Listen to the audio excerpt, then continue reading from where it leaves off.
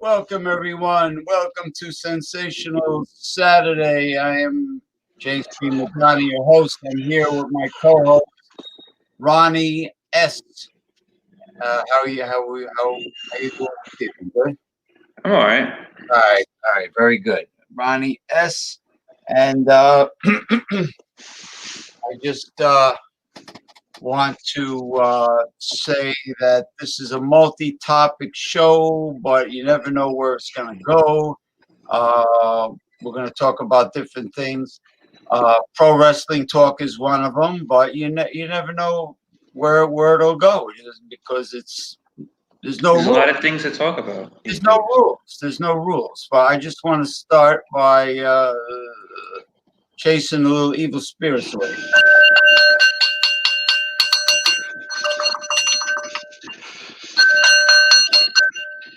All right. Now, what we're going to do is we're going to. I tell you, those photos you showed me were very, very succulent of the press secretary's college days. I will say. Do you want to put them up here? Kaylee McElhenney? Kaylee McEnany. Not McEnany, yeah. Well, she was quite succulent. She looked like she had very soft, supple skin. Yep, that's the White House press secretary. Yeah, press secretary. Yeah, Right. I'll get a press. Yeah, well, what do you got here? Share screen. There you go. You can do the share screen. You could do it. I want to do it. You can do it. You're the host, James. Yeah, but the only thing is I logged off of Facebook. Let me log back at. Oh no, I'm still here. Hold on. What the hell happened to them? Oh damn. They disappeared.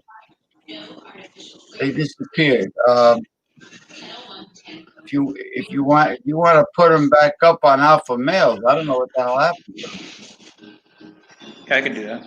Yeah, I don't know what happened to them. So what I'll do is I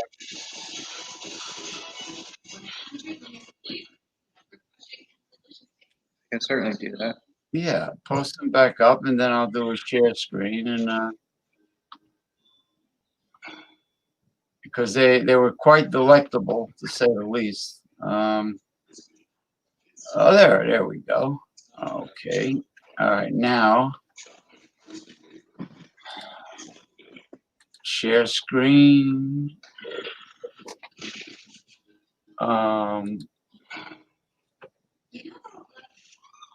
Let's see if I know how to do this. Was it application? Oh, there we go. Let's see if this is it. Yeah, there we go. Application window, and let me go back here, and we'll get a good look at her. Well, first we'll get a good look at. Oh, there we go. Kaylee McElhenney, U.S. Press Secretary. Hey, what happened? Not showing it. What is it? What? Zuckerberg is playing games with us here. Fucker. All right, let me go back here. Yeah, stay there. Oh wait, why is it still white? What? Oh, this is strange. What the hell is it doing? I'll be right back, James. Yeah, let me do this again.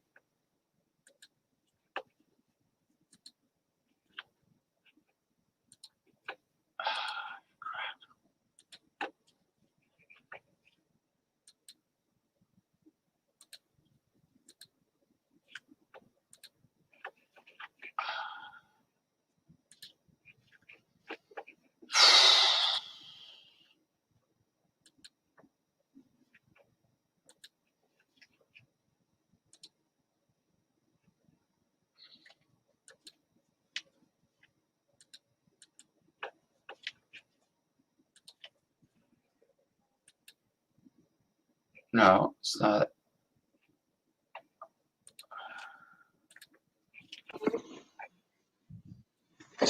What happened?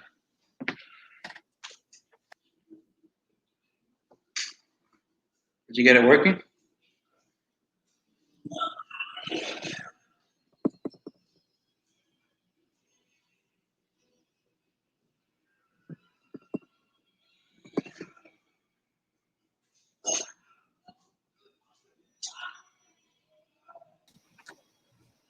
Yeah. What What's did going on? I don't know. I don't know. It's like I mean, if it's too much, they don't really have to show that, I guess. uh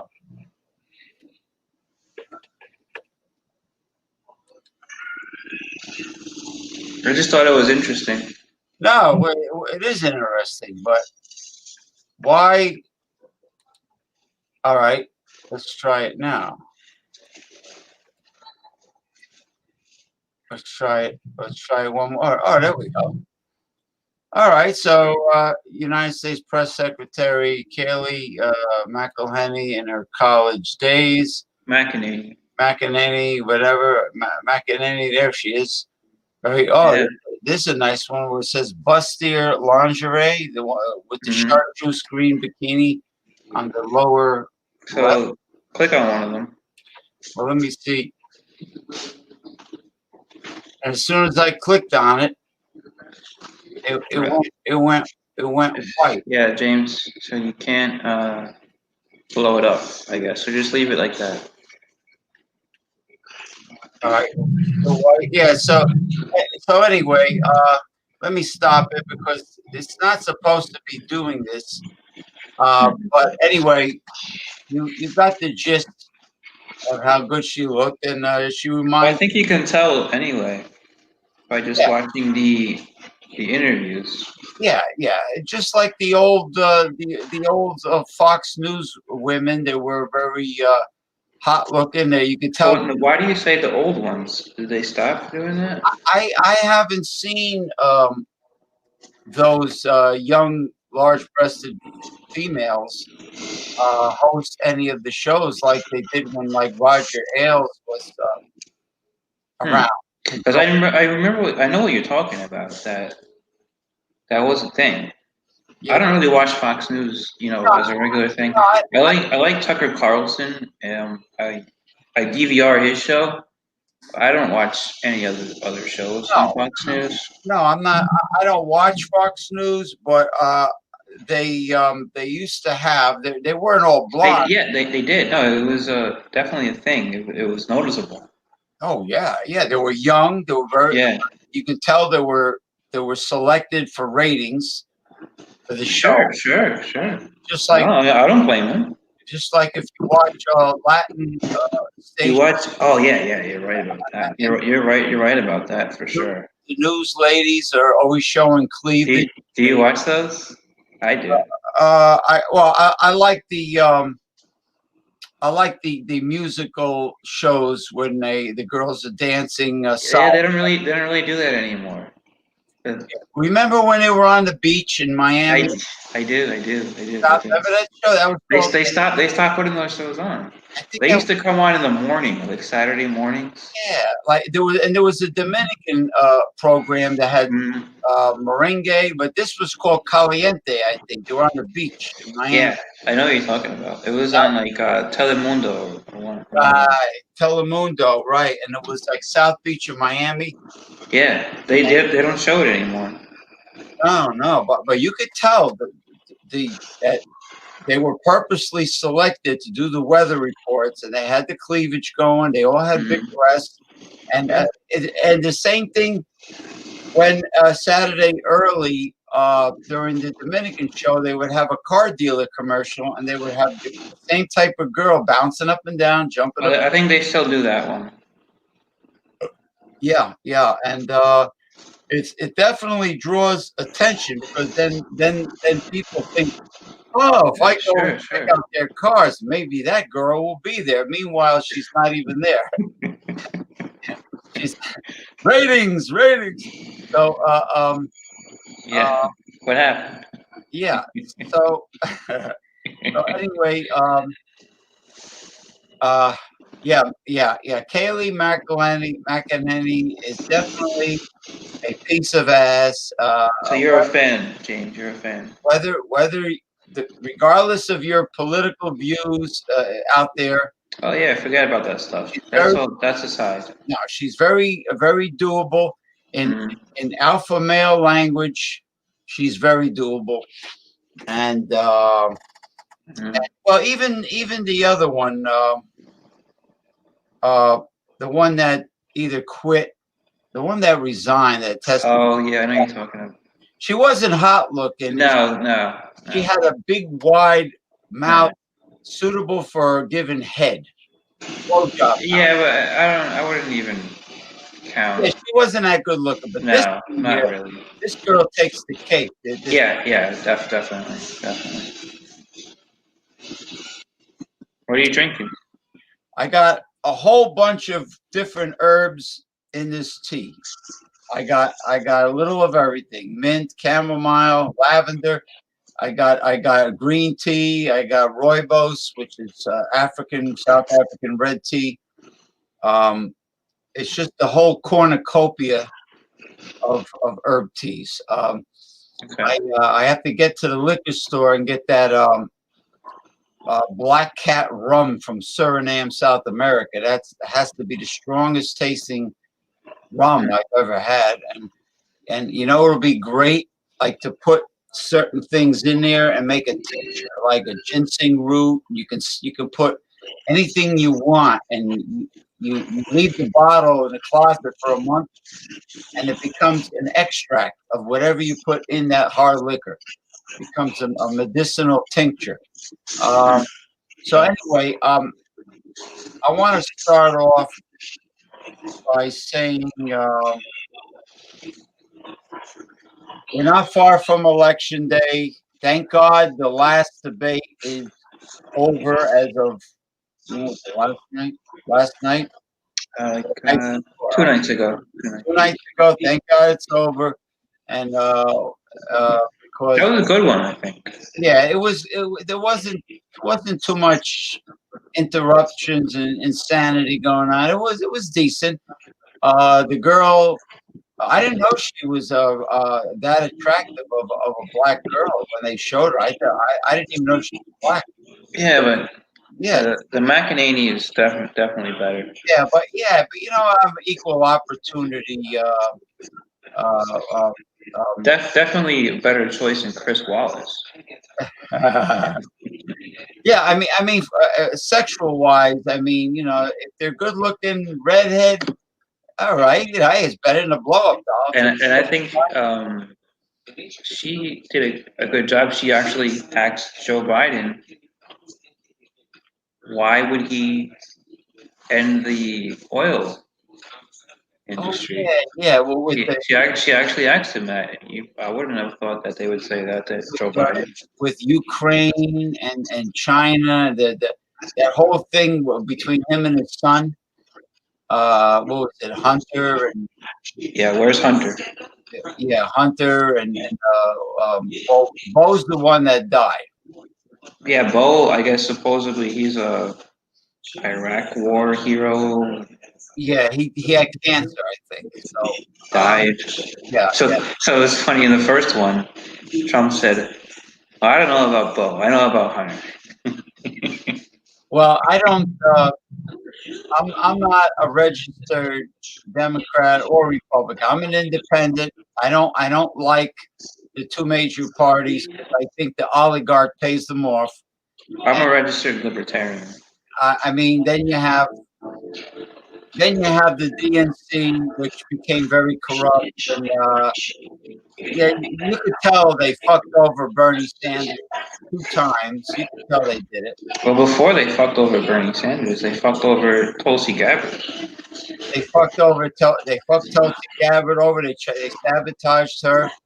I think they pick and choose who they want to nominate Yeah. way ahead of time, and they I think they knew they were picking Biden probably like 2 years ago or so, and they probably didn't know back then how much in decline he would be as far as his senses are.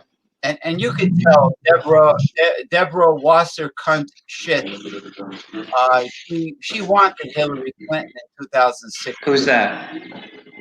The one who was the head of the DNC in 2016, the Congresswoman from Florida, Deborah Wasserman Schultz. Who's the head now? Tom Perez, that scrawny bucktooth guy. Okay, I don't really follow that. Yeah, well, he was leaning towards Joe Biden and Pete Buttigieg and Pete Buttigieg and Klobuchar, the one who shaked. Amy Klobuchar. A We woman, haven't seen her in a while, right? a woman has to be elected president. A woman has to do everything. A woman, yeah, she's like a real feminist and shake like that. So But who do you think? Who do you think is worse, her or Harris? wait, her or Paris Hilton? No, Harris, Kamala Harris. Oh, Kamala Harris Hilton. Kamala. I say Kamala because the wrestler that passed away. God rest her Well, soul. what is it, Kamala or Kamala?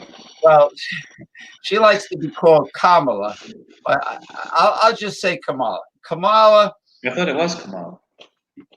Well, it is Kamala, but it's like when Demi Moore used to say, "My name is Demi. My name is Demi Moore."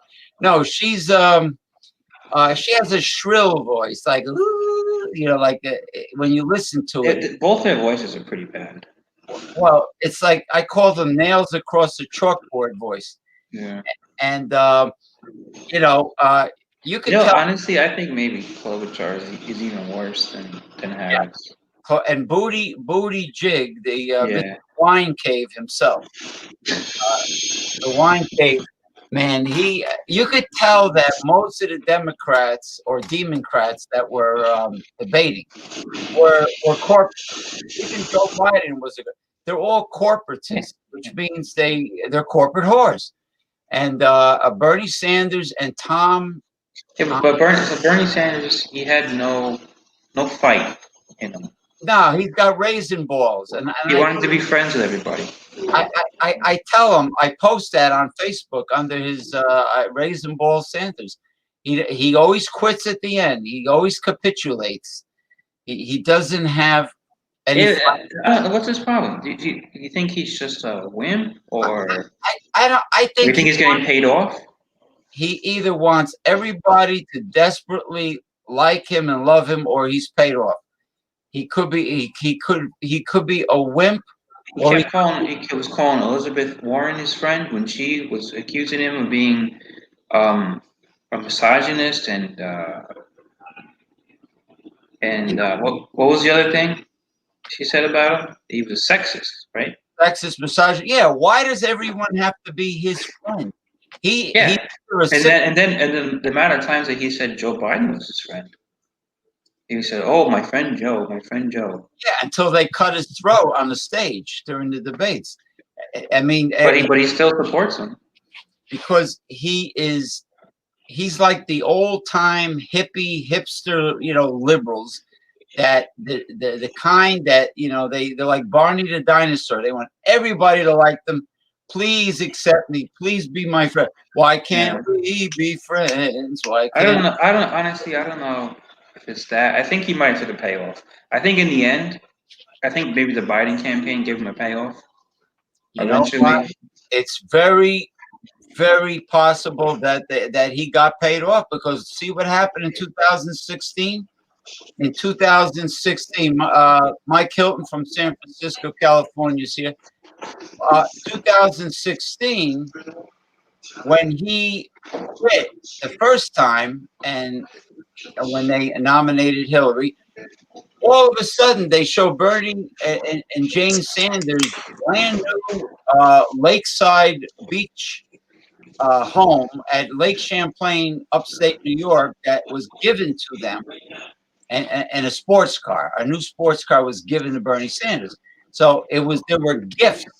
Now, being that when he started to campaign for Hillary Clinton, and he decided not to run as an independent, all of a sudden they showed these gifts that Yeah. Sanders received.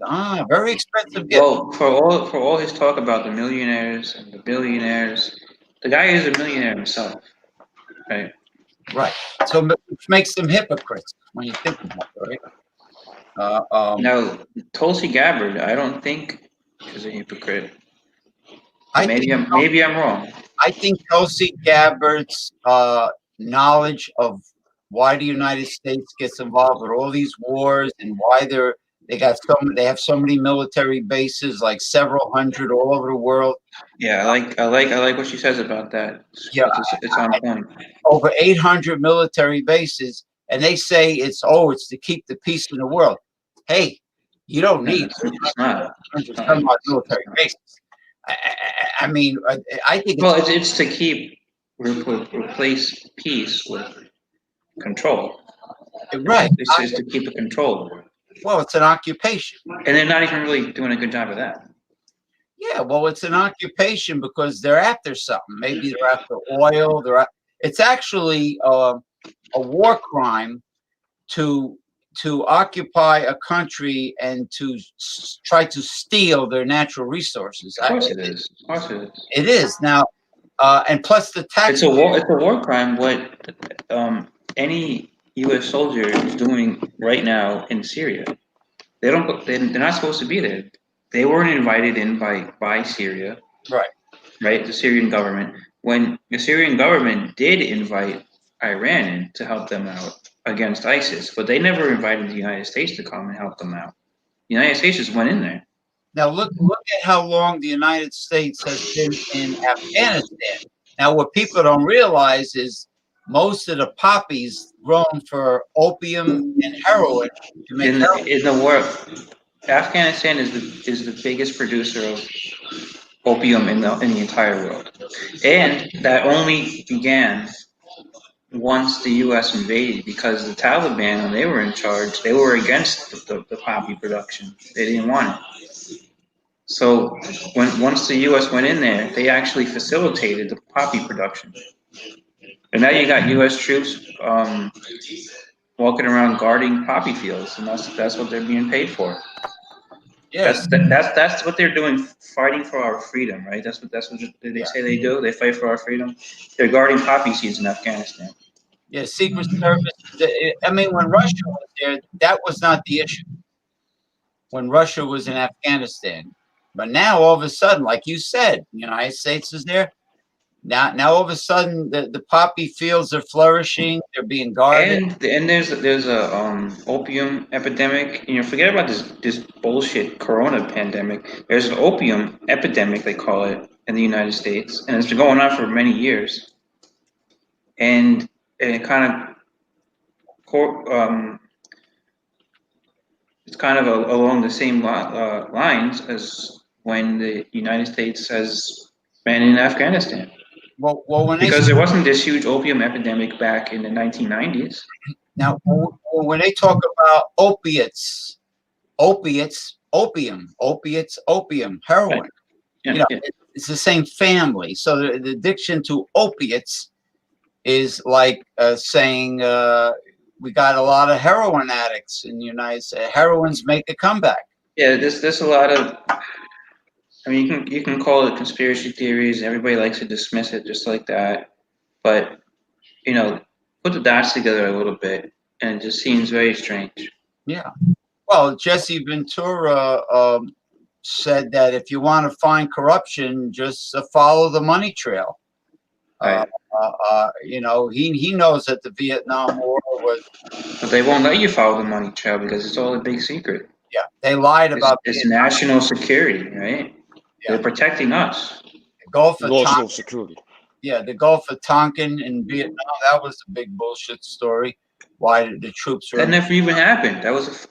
They talk about fake news. The Gulf of Tonkin, they just made it up out of thin air.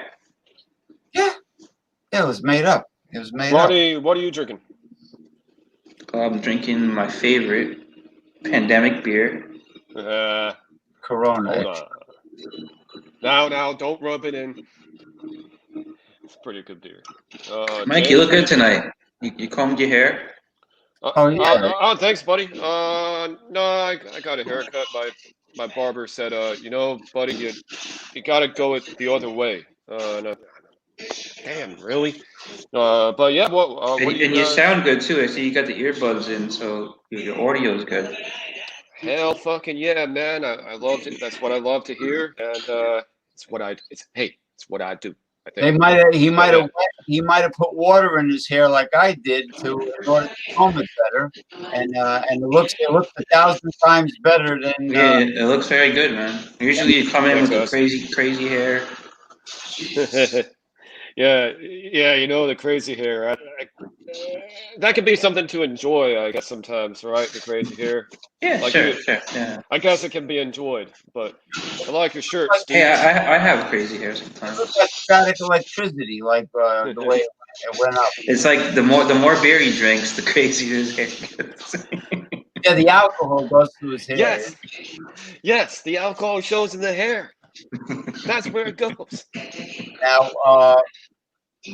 I what the hell did I have? Oh, I tried my second Trader Joe's spaghetti sauce tonight, and it Oh, was a winner. I tried the first time. I tried the butternut squash creamy tomato sauce, and that was unbelievable, just like a restaurant sauce. And tonight I had creamy tomato basil by Trader Joe's, and it was outstanding. I had Now, James, let me ask you, man, nice. fellow Alpha Males member, Salvatore. Right. Salvatore. yeah. I picked up. He's got some really good pictures of food up there, and he shows his cooking. Like, it Oh looks yeah. like some real good cooking that he does. Oh Oh, no. See, Salvatore supplied me with the best dark roast coffee I ever had in my life.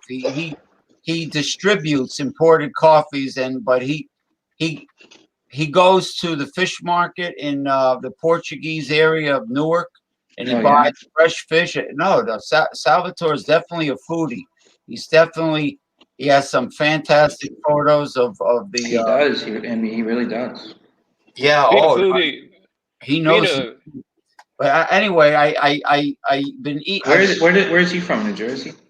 He lives in Wayne, New Jersey. He lives about uh, maybe about 30 minutes west of the GW. Okay. Yeah. He's in Wayne is in Passaic County. It's just Route 80 West. Us tri-state guys, we gotta stick together. But Even anyway, even though I hightailed it out of there, but I yeah. still consider myself tri-state guy for now. Well, your roots are your roots. Yeah, right. remember the That roots. never goes away. It's just like when loved ones pass away, your memory of them keeps them alive. The memories of the past. On those booze shows that you always talk about, Yeah. had one guy call me a Yankee piece of shit. What? You believe that? You mean Yeah, some people were talking shit earlier too. Some people in the craft beer community are talking a little bit of shit. so? That So can it's just chill true. right A out. lot of them are still fighting the Civil War, so I was right. A Yankee. a Yankee piece of shit. A Yankee piece of shit. Yeah. Not just a Yankee. Man, that's part of what this is about right here. It's just why can't conversation start with like a what's up? Why does somebody have to make a smart ass comment? I swear every conversation starts with some fucked up ass smart When ass comment. somebody is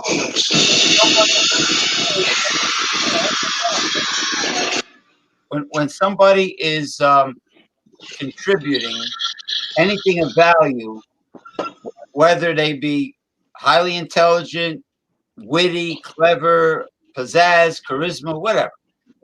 There are people that have no pizzazz, charisma, or intelligence that get jealous, and they have to call them. They have to resort to name calling. Yeah.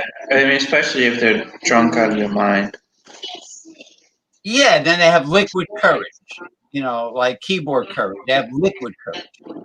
Yeah. But I was just going to say that I've been eating the organic whole wheat spaghetti by Trader Joe's, and you got to boil it longer, a little bit longer.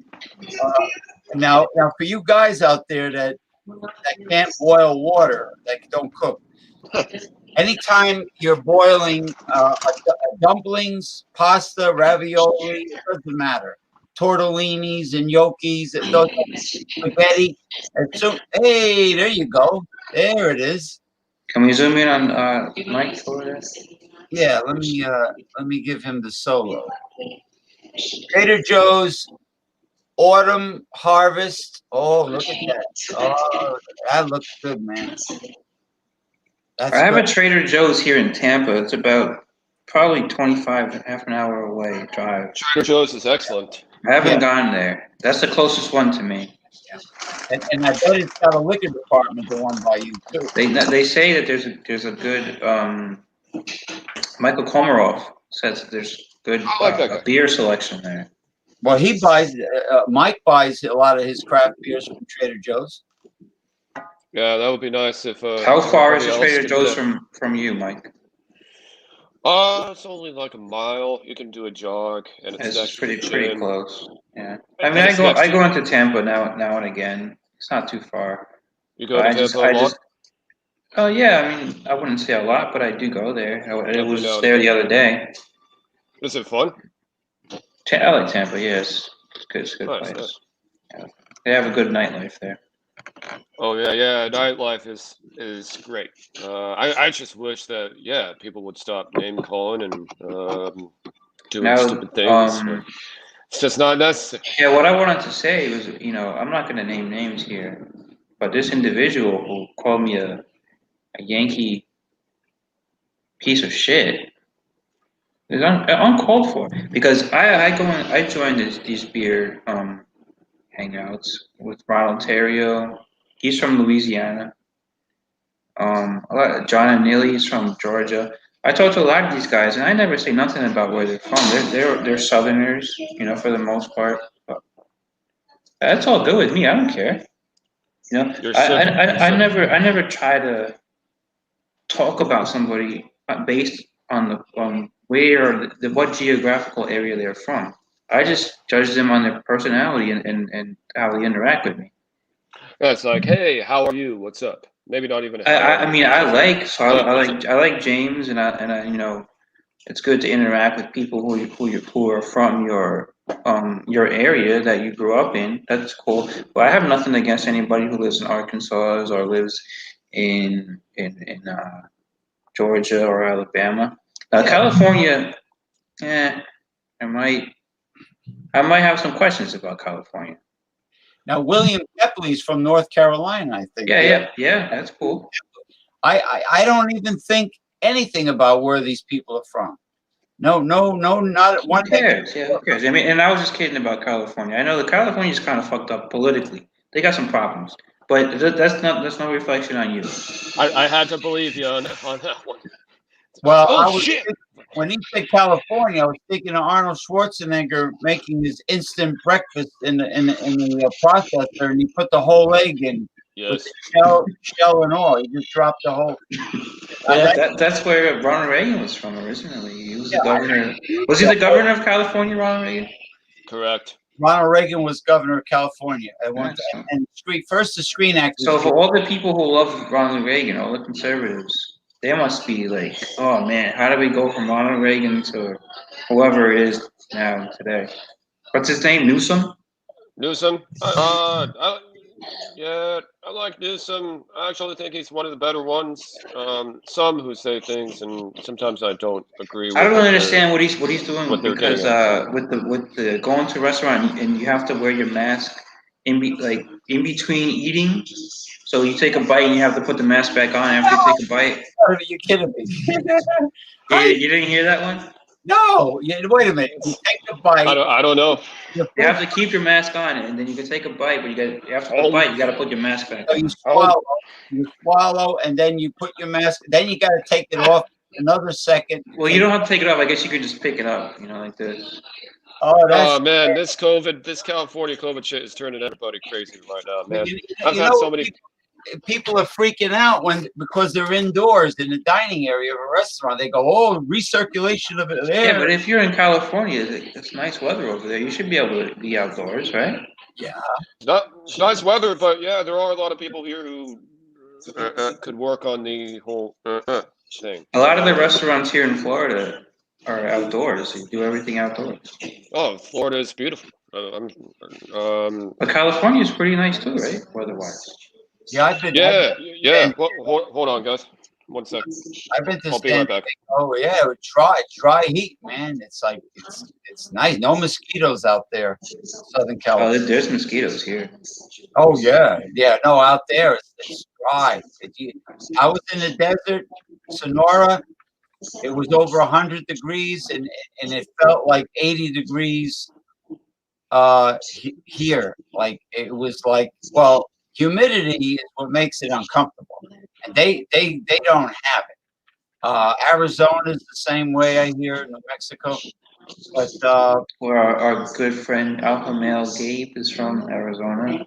Yeah, Gabriel Salias, yeah, he's from Arizona. He just had a birthday a couple of days ago, right? Yeah, I sent him a happy birthday thing. That's why I put the link on the group.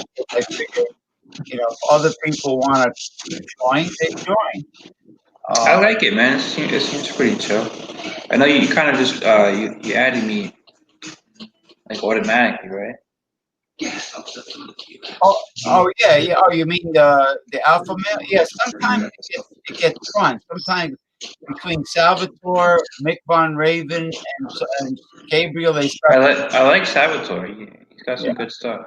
Yeah, no. Sometimes they all start posting real raunchy porn and everything, and it gets. Yeah, well, I mean, I don't know if I like all that stuff. Tell you the truth, I was putting something up there the other day, and you guys seemed to like it. It wasn't porn though. Was it raunchy? No. Yeah, I'm a little bit more low key with the porn stuff. Yeah, well, I mean, if you have a significant other, I said other, that's not a cow, a significant other, once the woman is in a relationship, she tends to either do one or two things. She's anti-porn completely, and she gets mad at you if you watch it, or if she's like a swinger kind of a woman, she's into like Vinny Blake. Him and his wife are really into all that kinky, raunchy stuff. He's a group member, and that's how it goes. Most women are not. Most women don't. Now, do you ever have like alpha male get-togethers like this, or do you just do the progressive discussions? You know what I never did? You reminded me of something. I never had an alpha male group hangout on video on Facebook. I think it sounds like a good idea. I never did that private alpha male hangout. Mike is an alpha male, right? Yeah, Mike is on there. But there are people who wimped out and left because there were two alpha. Who left? Was it Eric? No, a few people. Yeah, Eric is one of them. A handful of people that. Did Eric used to be an alpha male and he left? Yeah, it was. He says he's not into any of that macho stuff. Oh. But what do you? If you're not into macho stuff, you're a What are you into? Fairy stuff? fudge packing or something. I mean, What yeah. I mean, what are you? I mean, you know. was Ron Terrio ever a member? No, he would be very. Oh, he would be very offended by the stuff on that. He's Well, very I gotta say this. I've only been a member for what, a week now or so. straight out. I haven't seen anything too bad. Oh no, because it's been quiet. Well, Been quiet, yeah. it'll come. You guys are on there. You talking about coronavirus and shit like that. Yeah, people just talk about whatever, but sometimes it gets pretty raunchy. When they get into this. Oh, Salvatore posted a ton of porn, then Mick posts a ton of porn, and somebody else comes in, and then Gabriel's an expert at all. He knows. Yeah, I've heard about Gabriel. He knows. He's famous. Well, he knows all the actors and actresses that were ever in porn from the. Well, Gabriel was doing that in the beer talk chats. He was doing that, and yeah, that's why he got kicked out. Well, now he.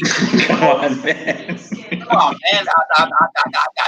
Come on, man. At least he can do it now on Alpha. But anyway, getting back to the pastas and the raviolis, as soon as they float to the top, they're done. Strain it right away. Don't follow the directions that says you got to boil it for 15 minutes to 10 minutes. As soon as the raviolis or any kind of dough floats, that's it. Strain. Anyway, it took me a half hour to get that out of my system. Now, Mike, do you know anything about pro wrestling? I don't know a lot. Heard of it, but otherwise. Yeah. James, should we school Mike on some pro wrestling talk? Well, the best way for me to start is how I first found out about it. I was in seventh Holding grade. is very immature. I was in seventh grade, grammar school, seventh grade, and there was a guy, one of my Where classmates. did you go to school, James? Where did you live? Lodi, New Jersey, Washington School. Did you ever live in New York, or you were always a New Jersey guy? I never lived in New York before. No, Anthony Laura's living in Queens now. Did you go to Catholic school? No, because the strict rules. I was too much like a class clown. I went to public school. Now in New Jersey, they don't call them PS. 101 or whatever it is. It's PS public school. Right? Yeah, but in New York City, they call this public schools are all called PS. PS, and they're numbered, a lot of them, right? Yeah. Yeah, no, here they just have names. Like John F. Kennedy Elementary, shit like that. School, Washington School, Jefferson School. Where'd you go to school, Ronnie? I went to school. I wasn't from the city. I'm from Long Island. So, elementary school, I went to public school. The school I went to was called Southeast Elementary in Brentwood, New York. Then my mom thought that the middle school was a little bit too tough. So she said she doesn't want me to go there. So she put me in Catholic school from 6th grade to 8th grade. How'd it go? It went good. I liked it, actually. I have a lot of good memories from that time, and I made a lot of good friends. And then I was ready to go to Catholic high school. It was called St. John's. That's where everybody was going. And then she said one day, "Well, I can't afford it, so you're going to go to public school again." So then I went to public high school. Well, about Catholic high school is the girls have all those plaid skirts. Yeah, they have the skirts. They Yeah. all wear skirts, plaid uniforms. They Well, it's the same thing in the middle school too. yeah, yeah, yeah. Well, the quality of the education without And the quality of the education is far superior in Catholic school compared to the public school. Public school is garbage. At least the one I went to, it was a joke. my professor said my anatomy professor Dr. Eric says to me, these textbooks you've been seeing in school since you were young. He says even the ones in college, they're all outdated. I said, you mean taxpayers' money have been paying for outdated textbooks? He goes, absolutely. Well, they've been paying for a lot worse than that. So, Well, the history books are not very accurate. They're all yeah, once in the history classes in public school, once they get to they finish up with World War II.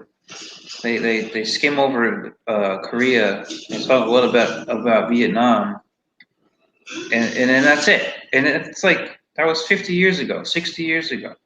What's going on since then? They never mention the genocide of Native Americans. Well, they won't talk about that. They don't mention the slave trade. They don't mention any of that stuff. What is it? Too violent or something? Too embarrassing. They do mention the slave trade, I think, a little bit. When they talk about George Washington, they show a picture of him chopping down the cherry tree, which I don't think he probably never did. You don't think he did that? And he says, I cannot tell a lie. You don't think that Abe was Honest Abe? That's a fucking lie. Honest Abe? Well, he's from Illinois, Michael Hill originally, so he knows about Michael Hill is from Illinois? Chicago, yeah. Abraham Lincoln was a lawyer in Illinois. Yeah, he was a wrestler too. He was a wrestler, yeah. How does Ronnie know this, but I don't know this? Come on, man, up your Illinois game. Because you're too busy sucking down all those. He's too busy drinking all those beers. Come on, Brew man. orange beer. Brew orange beer. Brew orange beer, bro. Oh, now the first time I heard about pro wrestling, my classmate Jose Luna told me, James, you gotta see this. You ever watch pro wrestling? I go, what's that? I said, he explained to me all about pro wrestling, and I got very interested. I saw that video that you posted on Facebook. That was pretty fucking awesome. Yeah, well, he told me what station to watch, and in those days it was only on UHF, ultra high frequency channels. It wasn't on regular. What are you talking about, wrestling? Yeah, like when I was a kid, it wasn't. Did you watch the shows from the MSG? Eventually, they had MSG shows on the MSG network. Madison Square Garden Network. It was the Worldwide Wrestling Federation. And then eventually the WWF had shows on the MSG network. They don't do that anymore. No. Once a month, the title matches were in Madison Square Garden, and they call that the territory days. Every territory of the country, and even like Europe, they all had promoters that only did business in that territory. They would never cross, because it would be like a war. They would never cross. Do you remember when Ric Flair left the NWA, WCW, and he came to the WWF? Yep. In '91? And he said he was the real world champion, and he was going after Hulk Hogan. And then Roddy Piper was doing color commentary, and he hit Roddy Piper. I remember that when I was a little kid, very, very, very small kid. I remember that going on. I was only like 5 or 6 years old. That's when Ric Flair got a haircut. Yeah. He got a haircut, and he said to Piper, "Do you have a problem with me being the real world champion?" And then Piper disagreed with him. But when he first came into the WWF, he was going for Hulk Hogan, and then it was supposed to be at WrestleMania. It was supposed to happen. It was going to be Hulk Hogan versus Ric Flair, and it never ended up happening. How do you guys know this stuff, man? No, well, Rick. Well, I'm a pretty big wrestling fan. Vern Gagne, the promoter of AWA, American Wrestling Association of Minneapolis, St. Paul. He had a territory up there with Chicago, Wisconsin, all those states in the Midwest. He was the champion there. Yeah, and he had. I And think he didn't want to give the championship to Hulk Hogan because he said Hulk Hogan is not a technical, real amateur style wrestler. So He's a pro wrestler. he would never give him the title. yeah, he was like this, like a big bruiser. But Hulk Hogan could kick Hulkamania my ass. actually started in the AWA. It didn't start in the WWF. Yeah, and Vern Gagne, whose son Greg Gagne became a wrestler. I think he has the San Francisco, the Cow Palace. They call it. The Cow Palace. Cow Palace. Where. You know where that is, Mike? Shit, I don't. Damn it. I think they probably took it down by now. What do you call that?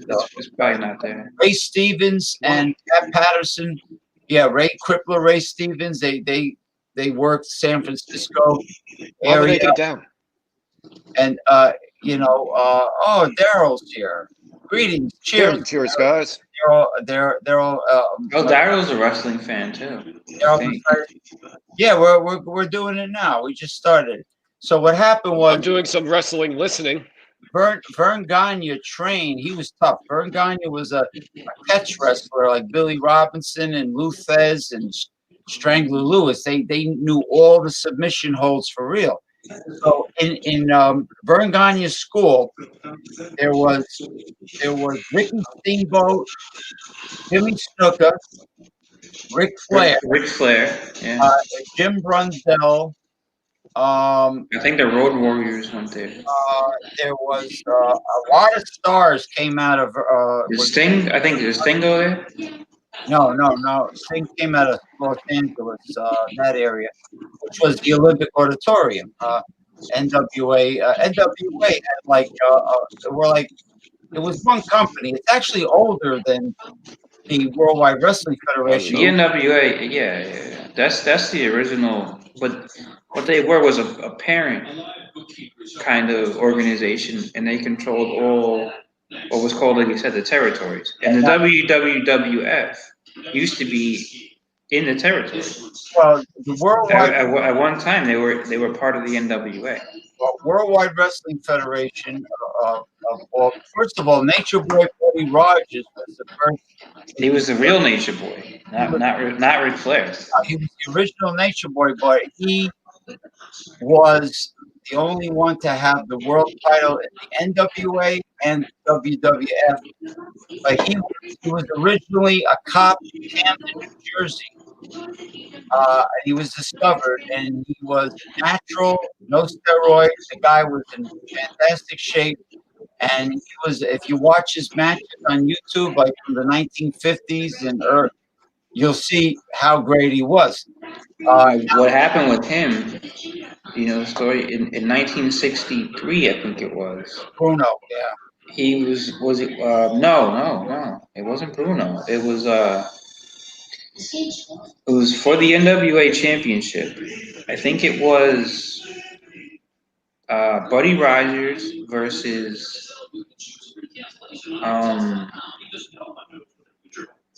one of the NWA guys, and the NWA commission wanted this guy to win, and the WWF guys said we want Buddy Rogers to win.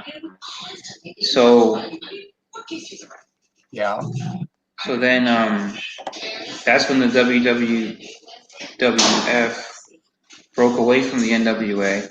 They said Buddy Rogers is going to be the champ of their new organization, and they're not going to recognize. I think what was it? Frank Hackenschmidt was the guy going against him. Yeah, yeah, he was. He was a famous wrestler back then. Killer Kowalski was wrestling in the 50s too. 1950s. Killer Kowalski trained Triple H. Yes, Killer Kowalski had a school in Massachusetts, Salem, Mass. Yeah, Killer Kowalski had a school, and Bruno used to say Kowalski was one of the few people that would wrestle him for over an hour. He had tremendous stamina. He was a vegetarian, and he was very straight edge. He wouldn't drive. He didn't like the drugs. No meat. No, he won't let anybody smoke or do drugs. He didn't like the steroids. That's why he distanced himself from the WWF in the '80s when he saw all the steroid stuff going on and the cocaine. Well, Those guys must be extremely healthy, dude. Well, Holy shit. Kowalski drove to the arenas by himself because he won't let any guys doing shit in his car. And he says, if you do it, you can't ride with me. And Kowalski ended up driving himself because in those days, during the territories, wrestlers carpooled it, and they drove. But Bruno never had to drive anywhere because he always wrestled in MSG. You see the story with the Worldwide Wrestling Federation. I mean, there are many territories, but we'll concentrate on that. It used to be called the Capital Wrestling Company originally. It was based out of Washington, D.C. originally. Yes, it was. And it was owned by Toots Mond. Toots was his nickname because he had very soft, feminine hands, but he was a wrestler. It was him and Senior. Vince McMahon Sr. owned it together. Vince McMahon Sr. went into partnerships with Toots Mond, and they formed, and it was the Capital Wrestling Company that they did the shows at one arena. I think it was it was in Washington, D.C. They did it.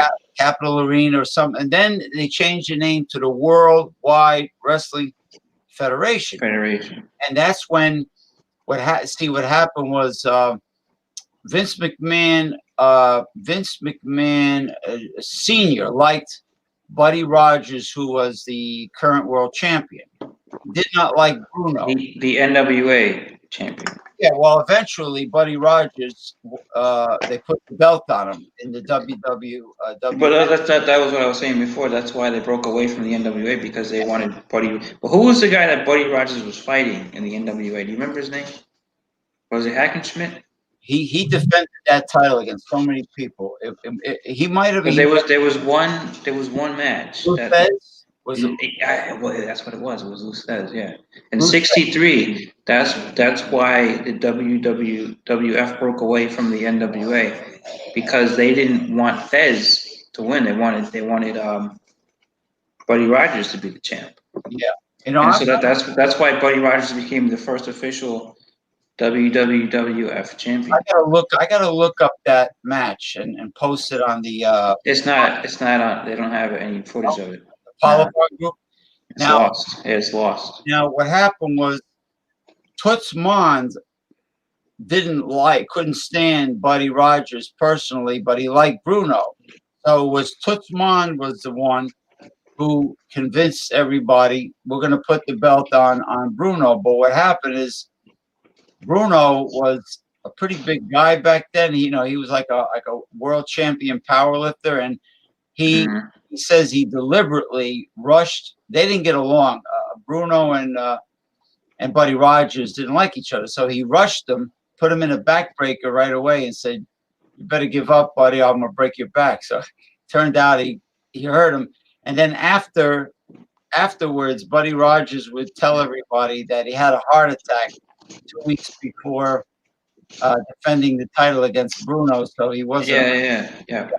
So that's what happened. Now, if you saw the belt, it was pathetic. The size of the belt back then, it was like. But it was pathetic up until like 1985. For a long time, it was kind of garbage looking. Oh, you mean Billy Graham, Bob Backlund had the title? Yeah, I think when Hulk Hogan first won it, it was pretty shitty looking, and then they changed it. The most impressive belt I ever saw. The Eagle belt, right? Was the original NWA world title that Ric Flair had made. The big gold belt. The other one was crap because the other one had a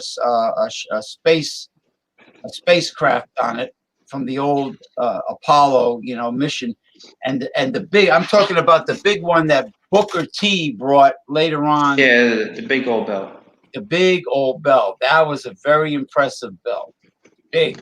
Did you ever see when Buddy Rogers made his return in the 80s? He came to the WWF in the Buddy 80s. Rogers, yeah, I've heard about him. And he ended up managing Jimmy Snuka because Lou Albano was stealing money from Jimmy Snuka. So And he had a talk show. yeah, Buddy Rogers Hey, had a guys. talk show. I have a question. Do you guys like session? Somebody said to me the other day, "Ain't no love for the session IPAs." I almost have to feel him on that one. Do you guys like session IPAs? I mean, 21st Amendment Brewery is fucking awesome, but this one is cool. It's a little thin though. Do you guys like this? Do you guys like this I session? never had it. IPA I've had stuff? 21st Amendment before, but I never had that one. Would you have it? Would you have a session IPA? I think Would you it have a was the session- was it? It was Which the one was it? live free or The blah, blah, live free or blah? die. Oh, the live free or die. Yep. I've had that. What'd you think? I liked it. It was good. you said What blah would you blah rate it? blah. Is that the name of a beer? Live It's free called or blah die. blah. Live free or die, but they also have blah blah blah IPA. Blah blah blah. That Blah, sounds blah, like blah. that sounds like Eric when he's talking about Blah blah blah. blah blah. I He's sent him Eric. a link, but apparently he's busy. I haven't seen Eric in a long time. No, he was either. talking to me Where earlier is- today when I was drinking my coffee. Where is? He did a video, private video. Oh, I like the blood orange. Ooh, I like the blood orange. it's Well, I excellent. like blood oranges. Period. Even Hell yeah. the actual. But they have a blood orange version of James. They have a blood orange version of the Brew Free or Die though, buddy. I'm gonna. You know what? I'm gonna go get it.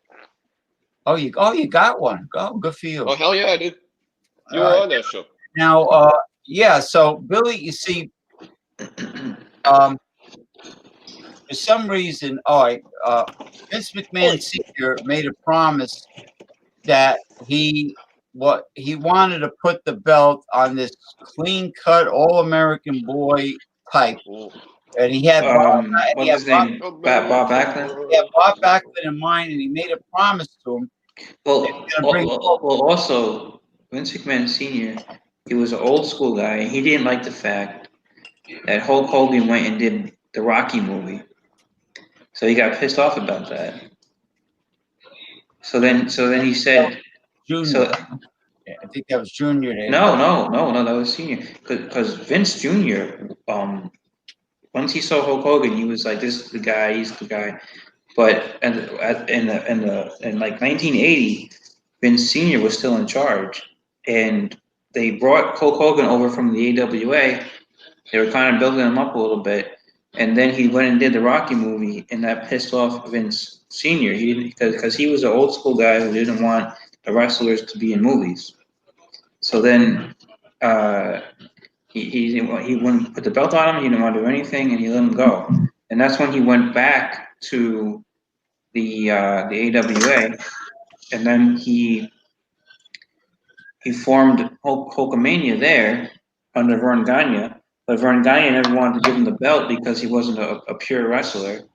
So then he left the AWA, and by the time he came back to the WWF, that's when Vince Jr. was in charge. It was around '84, and so Vince Sr. was no longer the guy, and Vince Jr. said, "We're going to run with this guy," and that's when Hulk Hogan beat the Iron Sheik. It was in late '84, because the Iron Sheik beat Bob Backlund. Yeah. To get the title off of him, because Bob Backlund didn't want to lose to Hulk Hogan, because he also said he's not a legitimate wrestler. I don't want to lose to a phony wrestler guy. So, and actually, the Iron Sheik was a legitimate wrestler. Yeah, he won the gold medal in the Pan Am Games. Yeah. So Greco- Bob Backlund didn't mind losing to the Iron Sheik. Greco- So they said, okay, so you're going to lose to the Iron Sheik, and then the Iron Sheik a month later lost to Hulk Hogan, and that's how they put the title on Hogan. Greco-Roman wrestling, Pan Am Games, the Iron And Sheik. then forget it. Hulkamania went crazy, and it was just about Hulk Hogan, and that was that. Now, did you know? Because the Iron Sheik really was the real deal. Mhm. Now, did you know that the WWF did not want Roddy Piper to do that John Carpenter movie? What was it called? Let's Live, It's Alive. Yeah, I heard. Yeah. He was in that movie hmm where when he had long hair and when he was big. When he's smoking a cigarette or something, right? They did not want him to do movies. They had this rule. They also have a rule that nobody listens to is they're not allowed to date each other in the WWE, but that nobody pays attention, So, but the thing is that they should tell Pat Patterson we have a rule: no harassing the young men. Well, Pat Patterson's gay, Yeah, well, he was like him and this other black and, guy. and he had a controversy where he was having an affair with a couple of the ring boys, the guys setting up the ring. He was sexually harassing Uh, a lot of them. Him and this referee, this black guy. And they say maybe he was doing it to more people, and they just never said anything. Well, Roddy Piper said when he first started wrestling on the West Coast, when he was really young, Pat Patterson was harassing him. Pat Patterson was grabbing him and stuff and harassing him. And so this goes way back with Pat Patterson. So I don't know how And that's the first Intercontinental Champion, Pat Patterson. I don't know why he wasn't disciplined for that. Because no, you know why? Because he was good friends with Vince Senior, and so when Vince Jr. took over, he made a pledge that he's gonna stay loyal to all of his dad's old friends, and that's why Pat Patterson stuck around, Gerald Briscoe stuck around, and a couple of the other guys. The tall guy, what's his name? I can't remember, but Vince Jr. kept a lot of these guys on for a long time because he was being loyal to his dad. Because he had a pledge from the old man from Yeah. a contract. Because superstar Billy Graham. What happened was people loved him, even though he was a heel. He really filled the seats. Billy Graham. He attracted a lot of people, and they felt that Bob Superstar Billy Graham, he had charisma. Yeah, That's what Hulk Hogan stole his style from Superstar Billy Graham. So did Jesse Ventura. They got their style from him. Billy Graham. Yeah, Jesse Ventura copied Billy Graham. Of course, Buddy Rogers, Gorgeous George was the first. And what happened? And Muhammad Ali was a huge fan of Gorgeous George, and he copied pro wrestling. He copied his arrogant gimmick, and he admitted it in the interview. But what happened was Billy Graham was really drawing the fans, and Bob Backlund. They all said he was boring. Billy Graham was a heel. He wasn't. Right. He wasn't a good guy. No. But they said Bob Backlund. It was. I mean, Bob Backlund was a great athlete. He did have his fan base. He had a big Italian fan base in the city because there was a lot of Italian Americans. Yeah. And so they rooted for the guy. So did Bruno. Bruno brought him in, but Pedro Morales. And then they switched to Pedro for the Puerto Rican fan base.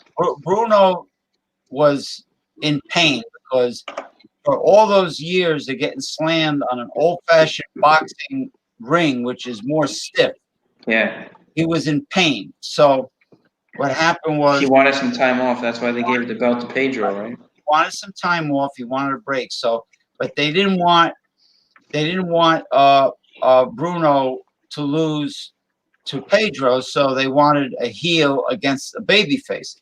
So I'm gonna do something. Right. I'll be right back. Yeah, I'm coming to you. I haven't forgotten. Ivan Koloff, right? No, I haven't forgotten. I'll be right back. It's all good.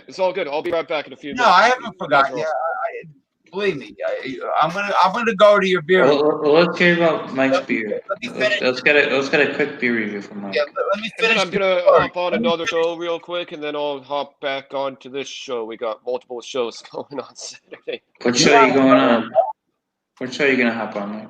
All right, you know what? Here, do your beer review. I didn't know you were on another show. Oh no, it's all good. You guys were having a good conversation. I can't say yeah, cool stuff like that just because I don't know what the conversation is. I'm not going to respond to stuff I don't really know about. But Yeah, I got to tell the Pedro story when you finish. Brew Free or Die, Blood Orange version. I've had this like 10 times. Ronnie, you would love this. James, you would love this. If you like pumpkin beers, then you would love this. Pumpkin beers are all about think flavor. This has a ton of flavor. 7% ABV. Pronunciate, Mike. 70 IBU.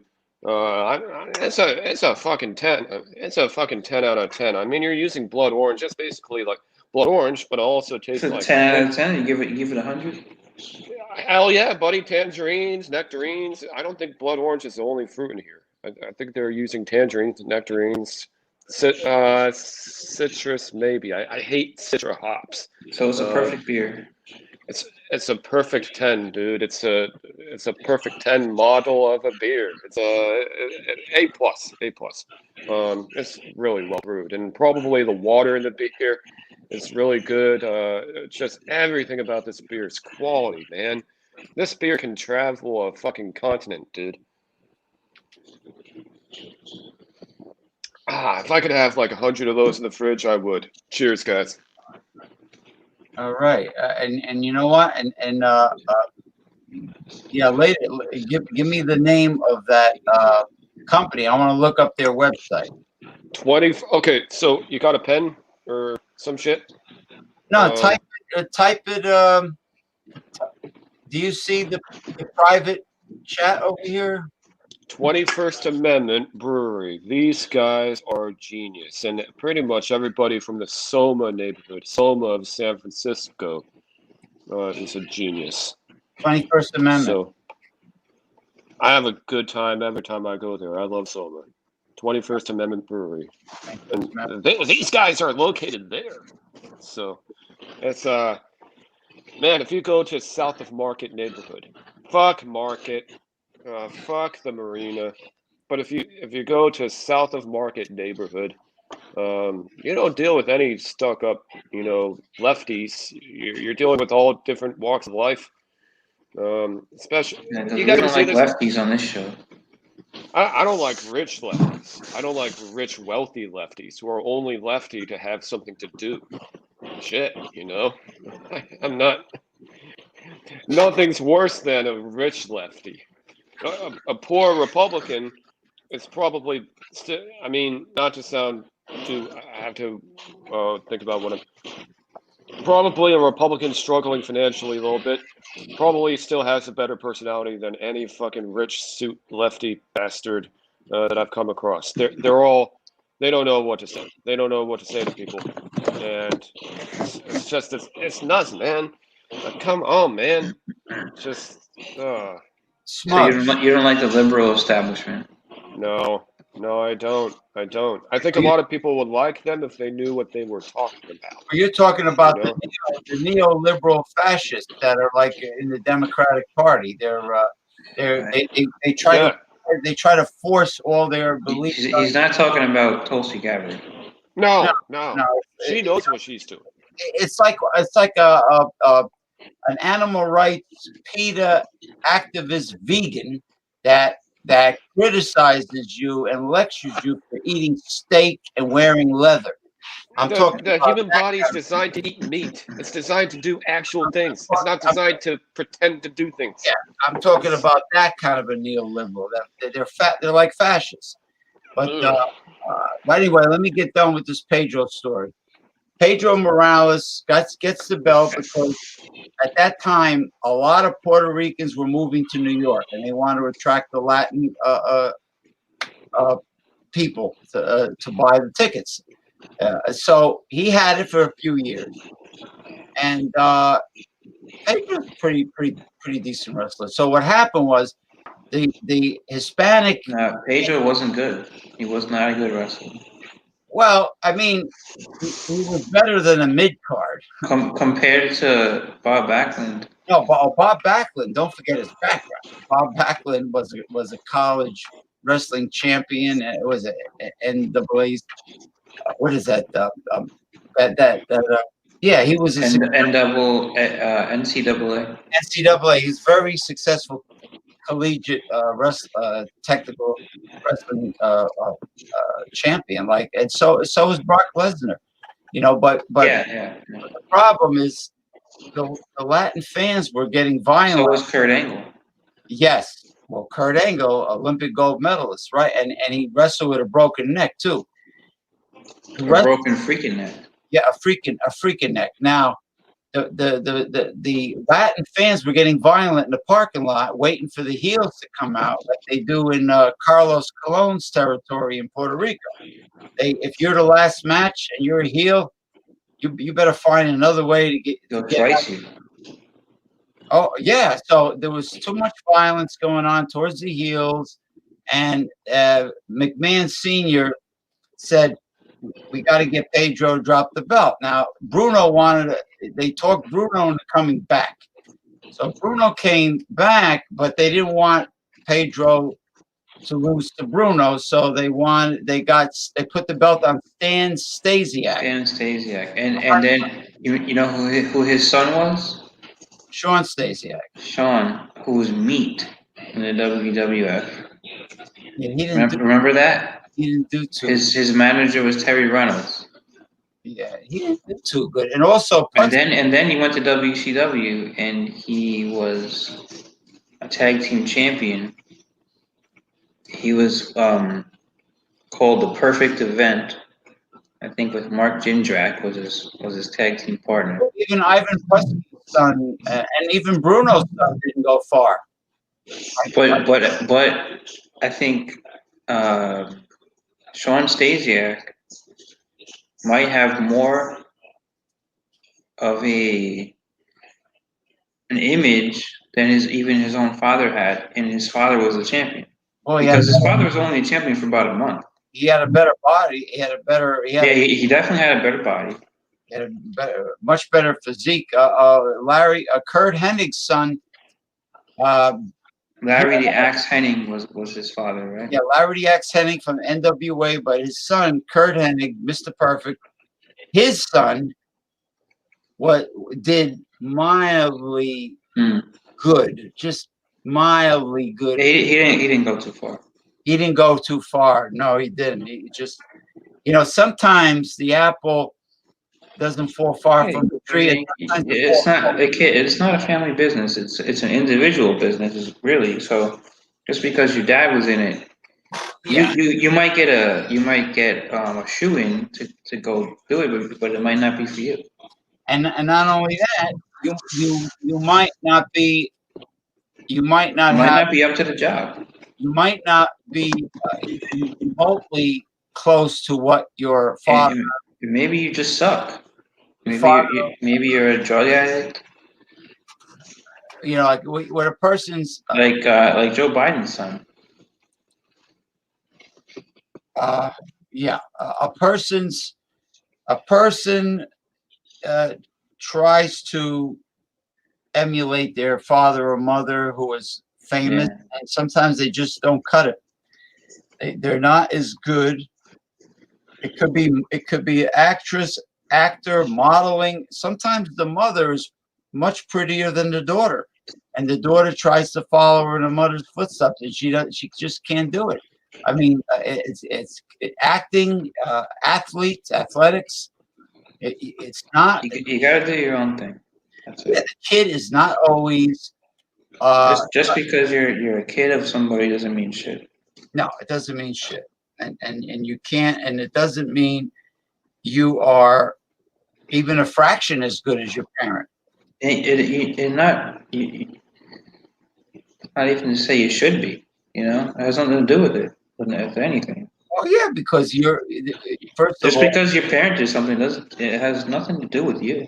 No, the genetics the genetics does not make carbon copies. Yeah, I think they kind of focus on that a little bit too much in the wrestling industry, where like they try to do like the third generation thing or second generation thing, Like, and like look what happened with David Flair, with the son of Ric Flair. That guy was a complete failure.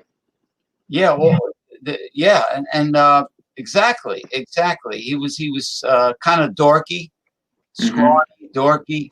The one that Yeah, died, the one that committed suicide, drug overdose, or whatever, he yeah. he was more. He looked like more of a wrestler than David But Flair. he never really had a chance to go anywhere because No, he ended his life too soon. correct. And then who ended up making it big was the daughter. And right, and David Sammartino was too short. He was too short. He was Yeah, I've watched events on the WWE network, right. AWA events. No, they were WWF events with David San Martino, and they were booing the hell out of this guy. The fans didn't take him seriously. They booed him, and it was I said AWA because I was thinking of somebody else. The Greg Gagne, the son of Vern Gagne. The fans didn't like this guy, and he was supposed to be a good guy, and he would come out there and he would get booed because they didn't take him seriously. He's not. He wasn't nearly as good as his father, Vern. He got booed out of the building, Yeah, and it was sad to see because it was one of the events he was trying to do an interview, like a babyface interview, and he was being all nice guy, and you could hear the crowd booing him. You know, how do you think he felt about that? I mean, yeah, like David Sammartino was short. He wasn't a big bruiser like his father was. It's just And Bruno was mad. By the time the '80s came around, Bruno wasn't happy with WWF because they were getting into the steroids, and he didn't like that. getting to the steroids, and also Vince Senior did not keep his promise to have Bruno for a limited time only because Bruno was getting up in years and his back was killing him. I mean, he had the belt for 8 years the first time, and then another 3 years, and then he was trying to push him to go longer. Now, getting back to Charlotte, the daughter of Ric Flair, she has that's not a real name, but anyway, she What was. is her real name? Uh, it's a common female name. I just can't remember it right now. It's a common, like Asuka's real name is Kimoko, something of that nature. Yeah, it's not. Yeah, Asuka's just the name of a fictitious superhero or something. But Ric Flair's daughter wanted no part of the business originally, and she was about. Do you know the first time that she was on air in a wrestling program? You know what it was? What? It was a WCW Nitro where Hollywood Hulk Hogan, when he was a bad guy, he was beating Ric Flair with his belt in the ring, and his whole family, because his family was in the crowd. So his wife and the kids came up into the ring and they were crying and shit. And that was the first time that she ever was on TV as in a wrestling program. She was like 12 years old. Oh shit! And on Yeah, WC with yeah, Eric it was in WCW. It was like 1998. with Eric Bischoff and Vince, Yeah, with the NWO Vince and Russo, NWO. And she was 12 years old. yeah. But she didn't want any part of it because she felt neglected by her father because he was always Maybe she was really crying. Maybe it was real. yeah. I mean, he was always on the road, so she felt neglected. And what happened was the death of her brother is what lit the flame under her ass and put the enthusiasm in her to get involved in wrestling. Was the death of her brother, but before that, she didn't want any part of it. And What was her brother's name? Zach? Something like that? when that died, Yeah. actually, Daryl says her Ashley. real name is Ashley. Um, Like Ashley Massaro. She's from Long Island. now, Yeah. Now Ric Flair was adopted in St. Louis, Missouri, by two. He doesn't know his real parents, but by two wealthy people from Minnesota area. Fleur was the last name. Yeah, yeah. And they moved. They adopted him in St. Louis, and he went to college and lived up in the Minnesota area, Wisconsin, Minnesota, that whole area. And they had money. His father, I That's think, how he got involved with the AWA because they were up in Minnesota, right? yeah, his father was a physician, and well, Jesse Ventura is from Brooklyn Park, Minnesota, and he idolized superstar Billy Graham, and that's how he got trained by. Now Vern Gagne was tough as far as training people. Oh, he put But he was crooked also. he didn't want. He made himself. He wanted to be the attraction, so he made himself the champ. He was actually the owner of the company, and he was a wrestler also. It's not good to. He didn't like when Hogan was. I think He didn't really like Hogan. no, he didn't. When Hogan's contract, I think, ran out with Vern Gagne, AWA, Hogan went to Japan for a while and wrestled for Antonio Inoki's promotion. Yeah. New Japan. And then after that, that's when he went to the WWF the first time. Well, what happened? And then he went to the Rocky movie, and then he went back to the AWA. All right. That's what happened. Before that, he was doing well in Japan. So was Stan Hansen, very well. And so was Bruiser Brody, the late Bruiser Brody, very well in Japan. Bruiser Brody got killed in Puerto Rico. Yeah, well, yeah, that's another story. But what happened was Vern Gagne wanted a piece of the action and said, "You started with the AWA. You have to pay me a part of your salary from."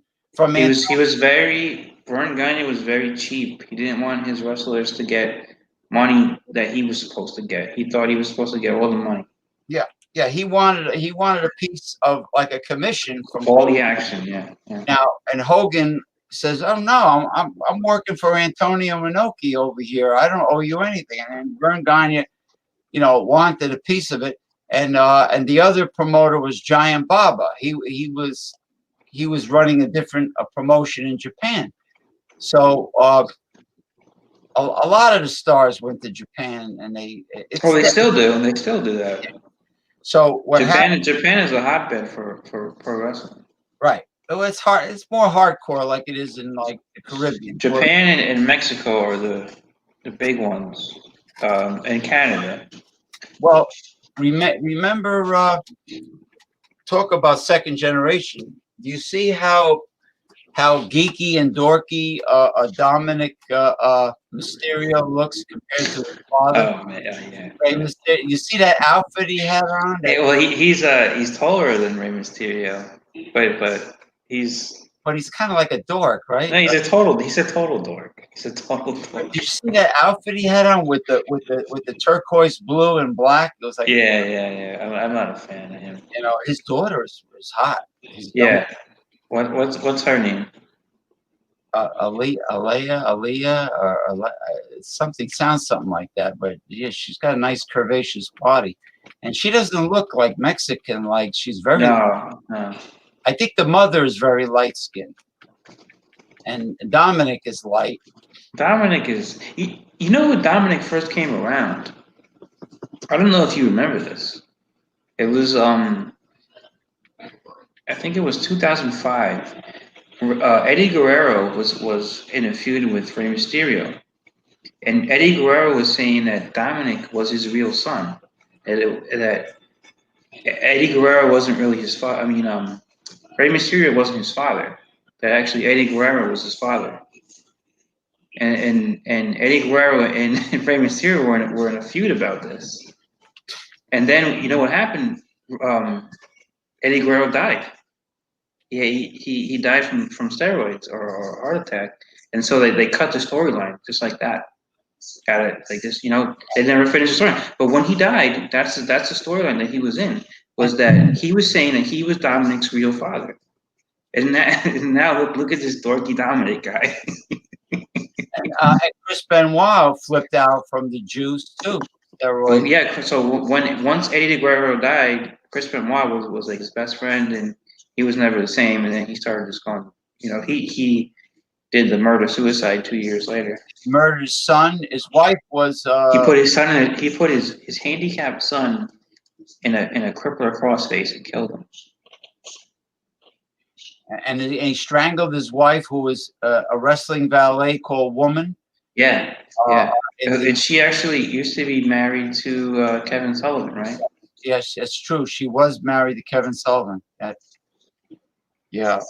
Before Chris Benoit. Yeah, and yeah, Kevin Sullivan took it pretty hard. He still cared about her, but yeah, she was, and also sensational. Sherry Martel died from Oh yeah, she has a sad story. So does Miss Elizabeth. Miss. All these valleys from the 80s. Yeah, well, she was found They, dead. they, they couldn't take it, man. There's too much drugs, In Lex, too much bad stuff going on. found dead in Lex Luger's con. Yeah, she was found dead in Luger's apartment or whatever it was. Now, I wonder what Luna Vachon She's dead too, right? in China, Joni, who was China, died from a drug overdose. Yep. Yeah. She's from Rochester, New York, China, Joni rather, and she was living in Japan teaching English. I think she really took it hard when Triple H dumped her for Stephanie, She did. because they had a house together.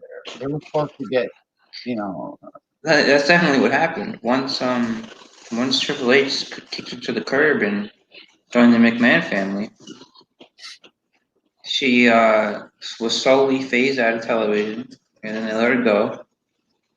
And then she started doing this stuff on VH1 with the celebrity crazy shows and all that. And Started doing a lot of drugs. she did a porn. And then she did a porn with X-Pac. Yeah. Yeah, she did porn. You know who else did porn? But one of them was taken off the air, and I think I think it was What's her name? Sunny, right? no. Forget about her. She she was like a doorknob. Everyone had their turn. Sammy Lynn Finch, whatever her name was, Sunny. Yeah. What happened was Mickey James and Yeah, hold on. I'll be right back. all right, all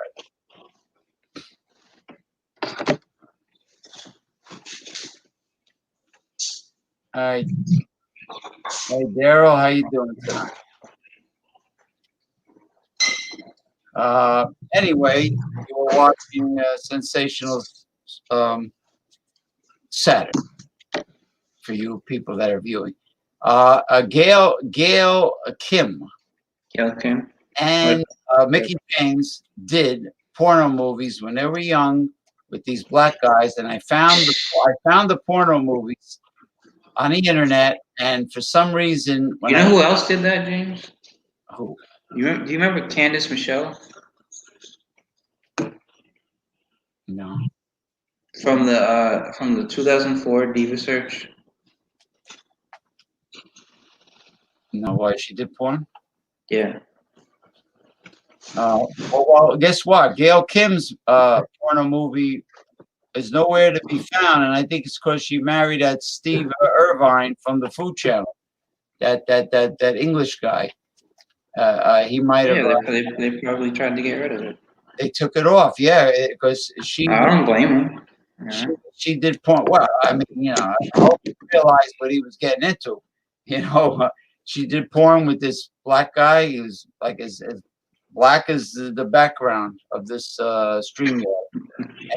And what's his name? What's her name? Mickey James did the same thing. You remember when Mickey James first came in? She had the lesbian angle with Trish Stratus. No. See, you missed a lot of stuff, James. I didn't watch the Attitude Era. I watched the WCW and NWA only. Okay. I watched the Attitude Era was when Gangrel was around, right? Oh, okay. So did you say when you first became a fan, you went through the story? Yeah, I was just watching Monday Nitro. No, but what, your story of when you first became a fan and all that. That was back in the 70s. That was back in the early 70s when I first started watching wrestling. That was the territory days, and then I watched it all the way up through, Gordon Soley, the Tampa Armory, and How did you see the Tampa stuff when you were up in New Jersey? no, it was televised. Professional wrestling from Florida, NWA. So they had that stuff in New Yeah, Jersey. Georgia Championship Wrestling. It was Gordon. Really. I thought they only had WWF up there. It was on TBS, Turner Broadcast. Oh, because it was on TBS. That's right. That's Yeah, right. to Yeah, watch yeah. all the fishing shows, Mark Sosin and all that, the bass fishing, See, that's way before my time. Spanish Fly, the guy that was in the Florida Keys. He was called Spanish Fly. He taught saltwater fishing. Show. Yeah, I watched all that. But what happened was, and that was when the Glow Girls, which was a total joke, out of the Riviera in Las Vegas. But anyway, yeah, I watched Jim Crockett, a Mid-Atlantic promotion out of Charlotte, North Carolina. Jim Crockett Promotions. So you got a lot more history than me, but I went back and I watched I looked things up and I watched a lot of things Von on the WWE network. Fritz Von. So I know a lot of the history, but as far as watching things, live, I was first introduced when I was about 5 or so. My uncle was a WWF fan, and I remember watching when Hulk Hogan lost the title to The Undertaker at this Tuesday in Texas. That was one of the first times I remember watching, and I was always scared of The Undertaker. I was only like five or six at the time. Mark Calloway was in the NW in the. I know, yeah, I know he was what was his name? Mean Mark Mean Mark Callous. He was managed by Paul. Paul. He- By Teddy Long, right? Was he managed by Teddy Long? Teddy Long was a younger Teddy Long was managing the heels, and Paul Heyman, a young Paul. And I think he was a member of the Skyscrapers. Yeah, it was Mark Callan and Sid Vicious was in it. Yeah, there were the two Skyscrapers. It was Teddy Long, Paul Heyman they were the two primary heel men, and then Kevin Sullivan. And Paul Heyman was called Paul Dangerously. Paulie Dangerously. He had the first mobile phone, that big thing with the long antenna. And and then Kevin Sullivan, the Taskmaster. But I never watched the NWA or WCW ever in those times. Now it was just WWF stuff. And then after a while, I never saw anything. I didn't really watch anything. It was Vince Jr.'s idea to come up with that Undertaker gimmick. See, the problem with Vince Jr. is he changes everybody's name when they come to the WWE, and it's got to be the brainchild of Vince McMahon. He's like a control freak. You can't pick your music, you can't pick your gimmick. Yeah, sometimes it works, and sometimes it doesn't really work. Yeah, and in the case of the Undertaker, it worked. Yeah, now everything's scripted. The promos are scripted. I like the promo that you put on Facebook of Dr. Dave or Dr. D when he was calling Hogan a fag. Homosexual. They would never do anything like that. Well, Gene Okerlund had to turn his face and go like this. He was laughing. Well, he actually they cut him off camera because he was laughing so much. And David Schultz says, "What's wrong?"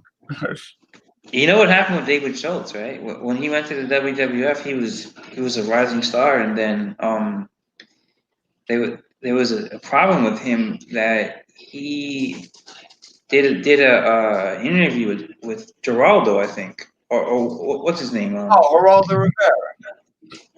No, it wasn't Geraldo. It was Stossel. Oh, I think. John Stossel. Yeah. Yeah, it was Stossel, and Stossel said, "Well, is wrestling fake?" And Doctor D beat him up, Yeah, he did. beat You him know, up bad, and you know, and so they say that they told him to do that, and then when they got heat about it, they didn't want to take the heat, so they said, "Well, we didn't tell him. He did it on his own." And then they released him, and they didn't hire him back. So he kind of got screwed. This was in like 1984, I think. you know who else has the habit of hitting civilians? Van Vader, Vader, Big right? Van Vader. Yeah. Uh, Yeah, I saw that one too. That happened in, I think, in like Japan. now Sid Vicious was actually kind of quite laid back in person. They say he was easy to get along with. Psycho Sid. But the doctor, what was his name? David Schultz, Dr. D. David Schultz. Yeah. Doctor D. David. If you watch his stuff, he had some promise, but he was kind of off the wall kind of guy. He hooked. He really didn't care what he said on camera or anything like that. They had him hooked up with Piper. Remember when he first appeared? No, I didn't know that. Yeah, he used to come to the ring with Roddy Piper. You know, they buddy him up with Piper, And and then it seems like once he had that problem in '84, he never really came back and did anything. But he had some promise if you watch his old stuff. yeah. Now, Greg Valentine is a real second generation wrestler. Johnny Valentine was his father, and he had a serious accident, either a car accident or a plane accident. I think it was a car accident. I could be wrong. And that's what retired Johnny Valentine. But yeah, Greg Valentine, Like Greg the Hammer. I met him. You know, we hung out after the wrestling matches with him and Andrew Anderson and some other people. And I gotta post the promo I did with Andrew Anderson when he had the ECPW world title. And I was like a heel. I was a heel manager. You know, I started out doing security, but then I ended up being Eastern Championship Wrestling. East Coast Professional Wrestling. East Coast. Yeah, but you know the thing about the territories is you were responsible. I went to a few of the East Coast shows because they had a couple on Long Island. Oh yeah, they go to New York, Brooklyn. Yeah. But I went to one. I met D'Lo Brown. I met Val Venus, and a couple of different ones. Yeah. My friend, two friends of mine were trained by Johnny Roz in Gleason's gym in Brooklyn. Mm. And I met a very young Taz that was. Oh really? He was still in training. And Johnny Rods trained the Dudley Boys too. Yes, he did. Yes, he did. And also Tommy Dreamer. And Johnny Rods he was a jobber in the '80s in the WWF. But if you watch, even though he was a jobber, he always had good matches. No, he was a mid card like Paul Roma and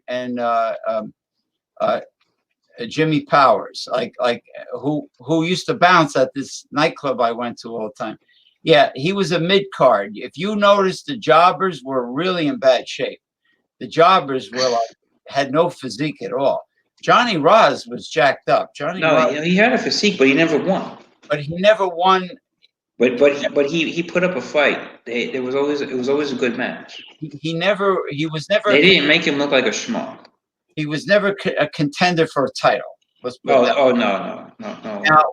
Now I heard Baron Miguel Cicluna used to be a superstar when he was younger, and then as he got older, they had him losing matches, and he became like a Johnny Ross. from the island of Malta, big guy, 6'6" or so. And that's what unfortunately, that's what they do. If you're an older legend and you still want to make money in the business, they have you losing matches. Yeah. But the territories, you're responsible for your own gimmick, and you're doing promos, and that's what was great about it. Jesse Ventura tells the story. You picked out your gimmick, your outfit, So you yourself, you watched during the 80s, and then early 70s all the way up to today. But you say you didn't watch the Attitude Era. The Attitude Era, because I can't stand Vince McMahon Jr. I can't stand him. And when his dad was running it, it was during the territories. It was more likable. So you didn't like the Attitude Era because Vince Jr. was on camera? Because I heard. Well, I remember a young Vince when he did the interviews for his father, wearing that gold jacket. But when people started saying, working for Vince, he's a control freak, he's an egomaniac, he's also a visionary. I mean, he's the one who changed the whole industry. Yeah, rock and wrestling with Cindy Lauper. Rock and wrestling, yeah. Did you watch that stuff? Brought in Mr. T. Yeah, I was watching it at that time. So when did you stop watching it? After the whole thing blew over with the steroids, Mr. T, Bob Orton, Roddy Piper, Cindy. Okay. That was like mid 80s. Yeah, after the 80s, when Ted Turner, I guess, bought WCW, and WCW had Nitro. Once that started, I took an interest because I was always a big. So Nitro started in '95. Yeah, I was always a big NWA fan, and I just. You were always a big NWA fan, but you were in the WWF market. I was. Yeah, I watched the WWF until after Vince Sr. passed away and Junior was in full control.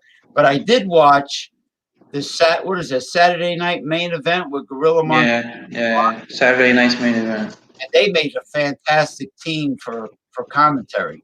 Gorilla and Bobby. Bobby Heenan, who also came from Vern Gagne's AW. Yeah, and actually, the story with Bobby Heenan is that he's the only one out of all the guys that Vince Jr. took away from the AWA because he was just giving them better contracts than Vern was giving them. Bobby Heenan was the only one who said, "I'm going to stay loyal to Vern, and I'm going to work out my contract, and then I'll leave." Oh, really?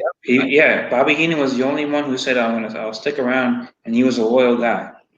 And Gene Okerlund was from the AWA. Gene Okerlund took the money from Vince and left. Yeah. Bobby Heenan didn't want to do that. He said, I appreciate what Vern did for me, and I want to at least live out my contract that I said I would do." Now, once Gene Okerlund left, they got a young Eric Bischoff.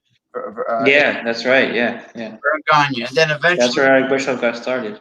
Then eventually Bischoff went to the. You went to the WCW. WWE for commentary, and then WCW. Then he went down there. Now, did you know Bobby Heenan? His first match as a wrestler I guess it was the indie circuits. The promoter gave him $3, and he told. Well, it was probably a lot of money back then. He told the story. He said, "What the hell am I going to do with $3?" He tells the story, the guys really had to carpool it and drive for hours and hours to the different venues. Yeah. But anyway, that Pat Patterson has a long history of harassment. Pat Patterson's he's bad news, but he's the first Intercontinental Champion. He won it in a fictitious tournament in Rio de Janeiro, right, in 1979. You know that story, right? in Rio de Janeiro is where the And Rio de Janeiro is where Buddy Rogers won the first WWE championship. So both of those championships were won in fictitious tournaments. so the belt, the Intercontinental Heavyweight Championship belt was like suddenly created. Yeah, and they said they just gave it to Pat Patterson, but they said that he won it in Rio de Janeiro. I don't. They always used to use Rio de Janeiro for some reason. I guess because they figured it was so far away that you couldn't trace what was going on there.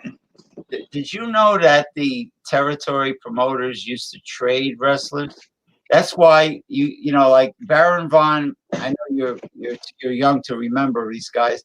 Baron von Raschke was from the AWA, but then all of a sudden you saw him managed by Freddie Blassie in WWF, and then you Nikolai. Because in those days there was only local television, so Right. only the local market would see what's going on, and so yeah, you could do that. Now and then once in the '80s, when the TV market became national, everybody saw what was going on. It all So you changed. couldn't just trade wrestlers around like that. Like Andre the Giant was the most. Yeah, Andre the Giant was all over the place. He was the most demand traded wrestler because he was so big. Everybody- Everybody thinks of Andre the Giant that he was always in the WWF and he did, he fought Hulk Hogan and all that stuff. But before that, in the '60s and the '70s, he was all over the place. He was all over. Yeah, everybody wanted Andre, and he used to be very, very athletic. Before, basically in the '80s, he was already getting too sick because of his condition that he had. Well, he used to be able to do drop kicks and stuff like that. He was more athletic. Yeah, he was. When he was in Europe, he was very lean. He was very lean. But Andre was always on and off planes, and Andre was literally all over. And because people would call, like Vince Senior, and says, "Oh, could I have Andre?" Another promoter. Yeah, and at that time they didn't hire them to just to work there all the time. They hired them to just do a few matches, go to MSG for a week, and that's it. And then you're not really part of the company. We're just hiring you to do a few special matches. Yeah, they said, "Could I have Andre for a few days?" Yeah. I would ask Vince Senior, and oh yeah. Then Andre would fly. And Vince Senior learned all his stuff from Toots Mondt, right? Yeah, Toots Mondt. Yeah, and Toots Mondt was a bad gambler. Did you know that? He lost all his money in gambling, and he died a poor man. Toots Mondt. I used to have a big textbook that I gave to a friend after I got done reading it. It was called The Heels of Professional Wrestling. It was a pretty good book. It had the stories of all the legendary heels of the past up until the book was made. And it told their stories, who trained them, where they were really from. And, yeah, they would get, it was like a regular job. They go to a territory for a certain amount of time, because That's cool that you watched that stuff like firsthand. I guess because you're definitely older than me. because people, So I never really met anybody that watched wrestling back in the day like you did. I just learned about it later on. how it went. See, people get bored and tired of seeing the same person too long. You know how like John Cena was in the WWE forever? Yeah. With Cena doing Yeah, promo. everybody got tired of Cena, and also you can say after a while everybody got tired of Hulk Hogan doing the good guy stuff too. Yeah, the training, the vitamin, the bullshit. Yeah. Yeah, right. The cocaine, the steroids. So what happened was, in the territory days, a wrestler would go to a new territory. Right, and he would reinvent himself. In a 1 month period, usually they would have their pay-per-views once a month, where you would have all the title match, like Madison Square Garden, a channel. All the title matches will be at MSG. So what will happen is new wrestler will show up, and they'll start a feud with a babyface. The heel would show up at a new promotion, and the promoters would start a heel right away. I mean, um, drama, Yeah, uh, feud. a feud with the babyface. Okay, now that would go on until the pay-per-view of the month, and where they would But go. back in the day, they didn't even do pay-per-views. Yeah, no, They just did it. They were booking it up for you to actually come and see it in person. right, like the WWF. They did house shows. They went to high school gyms. They Yeah, yeah. went to Armory, But their main place was MSG. Madison Square Garden, the Boston Garden, What the Boston Garden, and there was in Philadelphia too, right? Philadelphia Spectrum, The Spectrum. Yeah. like that, and the Baltimore Civic Center, where Billy Graham beat Bruno, where the referee made believe he didn't see the legs on the top rope. So anyway, those are the main venues for the title matches. But the promotions, they had other small venues that they did to warm people up for the big venue.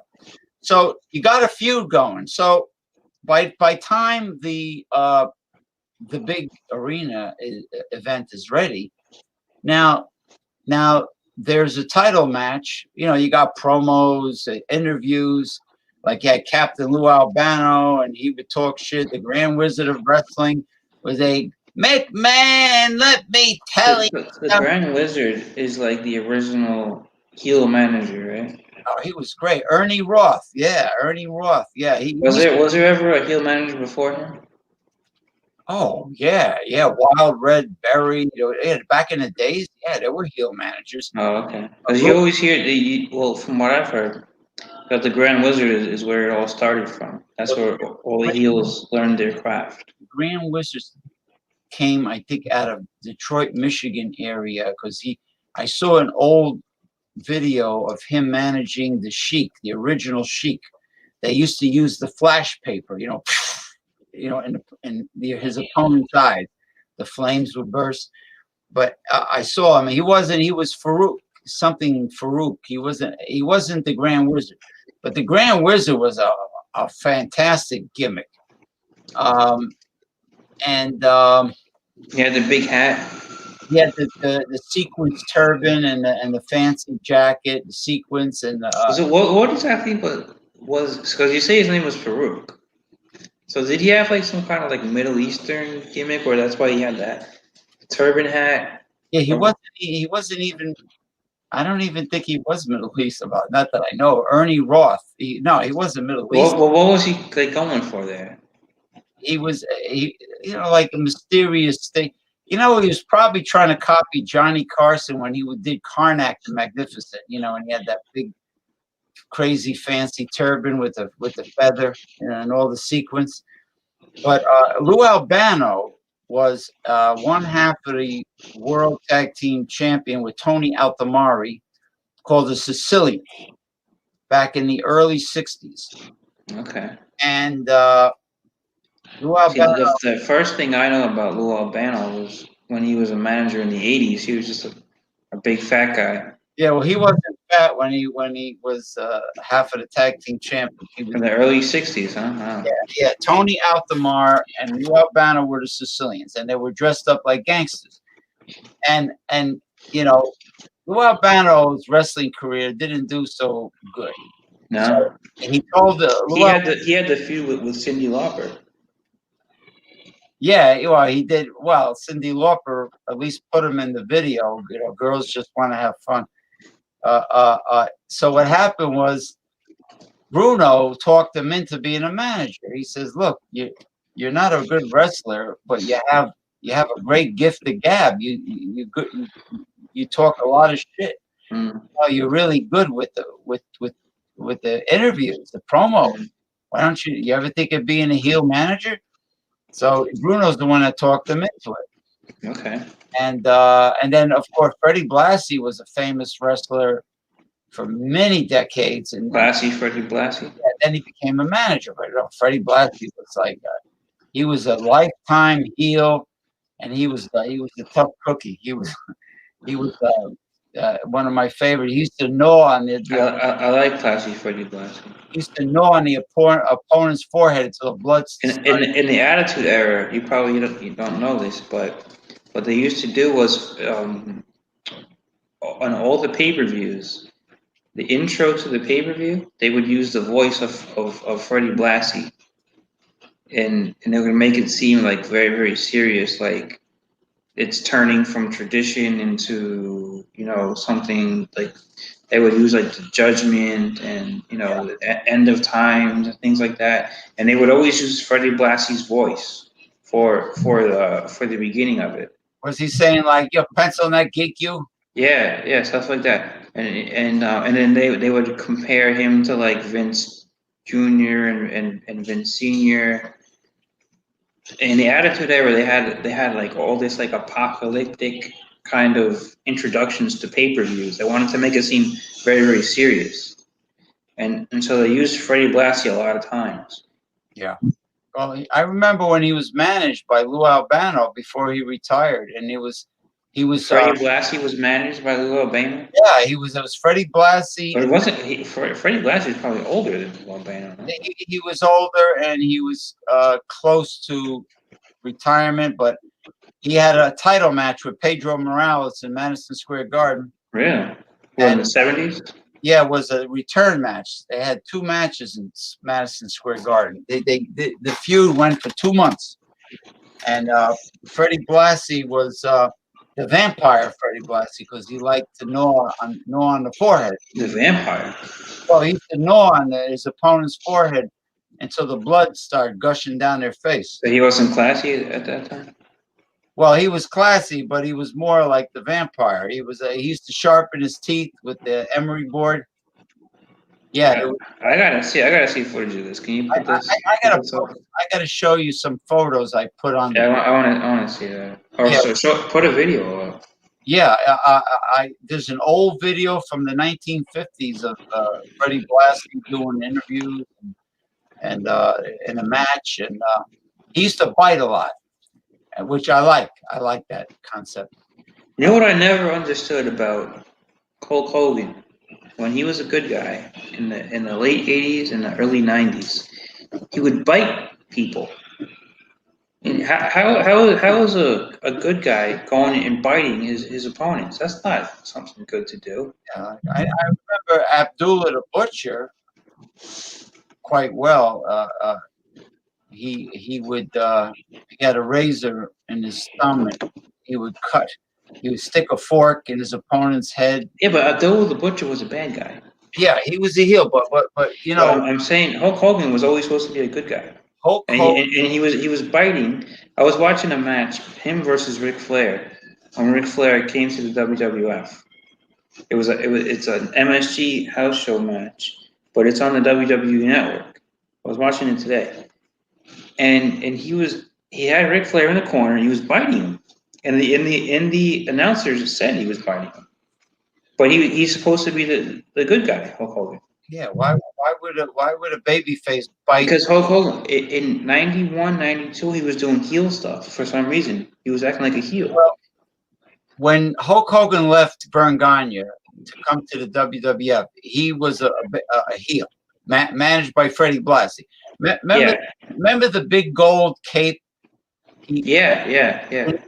He was Thunder Lips in the Rocky movie. But I'm talking about 10 years after that. Yeah, when he became a face. In other words, he became when he first became a face was when he came back to the WWF and he joined. He said he was friends with Bob Backlund. He came and he helped Bob Backlund. Do you remember that? Right, and then he had he said, "I got rid of the Freddie Blassie guy because Freddie Blassie used to be his manager when he was a heel." Right. So he said, I got rid of him. I'm not with him anymore, and I'm sticking with Bob Backlund. I'm a good guy. And then, like a month later, he beat the Sheik for the title. Right, and he was that's when he became a face. When he started as a face, but he always kind of had heel tendencies, I guess. Right. Well, when he started talking about the Hulkamania stuff, it's when he left Vern Gagne before he went to the WWF up north. He went down to Georgia Championship Wrestling very briefly, and Florida, Gordon Soley in Tampa, and he started doing some promos. Hulkamania's running wild. He became a babyface, but he left shortly after that because Vince Senior Yeah, sure. probably waved a lot of money under Gotta his get that New York money. New York money, and that's what ruined So you're Jim saying Hulkamania started in Tampa then? Holcomb went, but very briefly.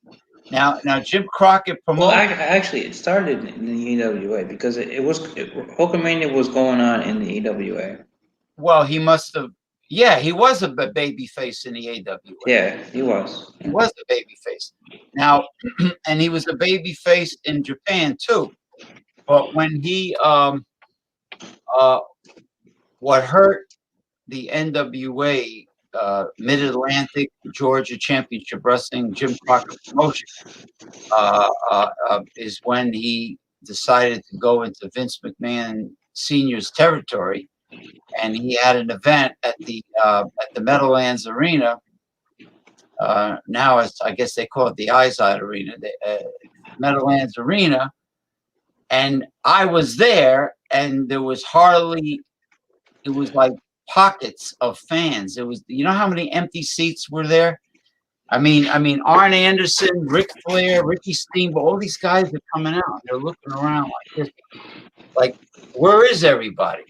Why is that? I don't know. Oh, look who's here. The one and only, the great John Anilli. Georgia Craft Beer Reviews. Georgia Reviews. Cheers. What's up, John? Cheers. John is a good guy. Yes. Yeah. John Anilli, the thrash metal guy, beer man from Oregon. Professor Tirio. These are all good. You know, they don't do stupid things and insult The booze hounds. like the booze hounds. They don't insult people. They're intelligent. John Anilli does a show called Stout Sunday, which happens to be tomorrow. Now, how come I never seen you join Stout Sunday, James? But I'm a nocturnal person. I don't get up in the morning. Okay, that's understandable. Plus, you gotta be willing to drink that early.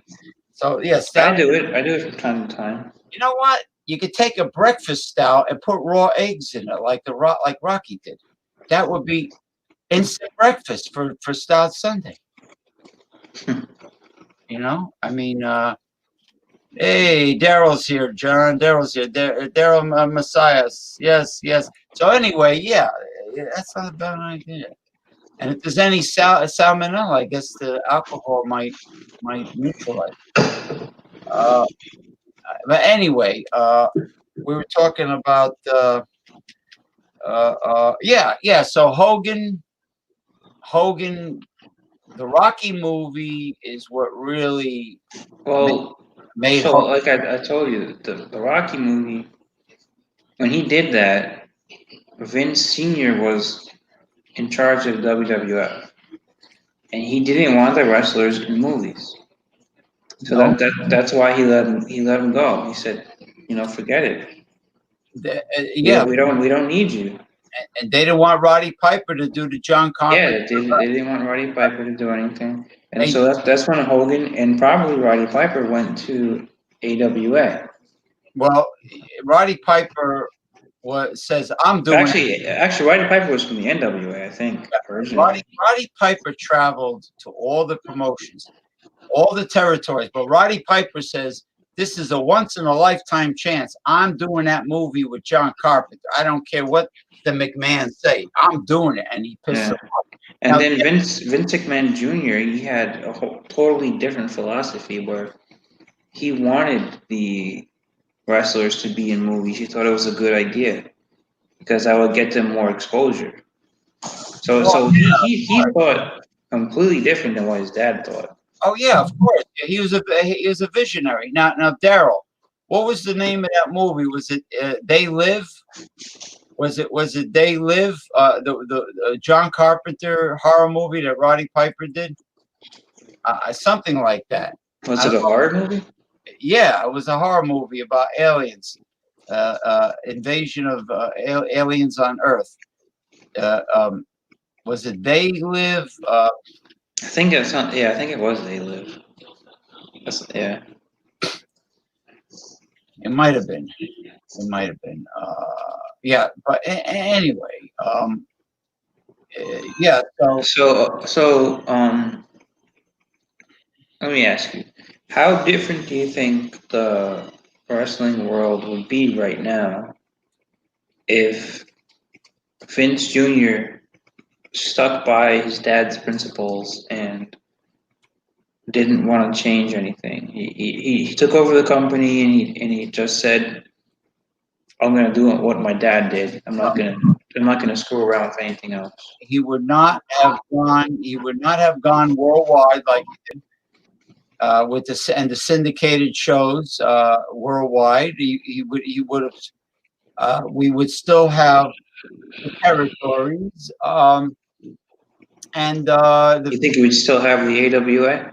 the well, I think the AWA went belly up because of Vince McMahon Jr.'s visionary ambitions, and because uh, I think the Rocky movie with and Cyndi Lauper, the Rock and Wrestling Connection, I think that really skyrocketed the WWF.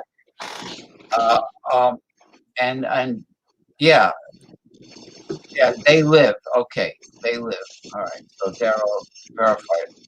So yeah, I think after those two events, the Rocky movie and with Hogan and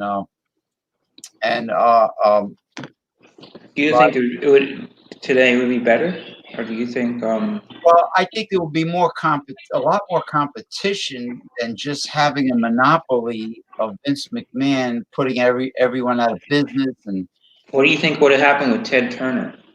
He probably would have never even gotten involved because there was no need for it. Ted Turner, I heard, did it as an investment. He was really not into pro wrestling. No, he was. No, that's not true. Ted Turner. He was a big fan. The story with him was that he was a big fan of wrestling, Well, then who screwed up? and that's why he said, as long as I'm in charge of this company, wrestling will always be on TNT and TBS.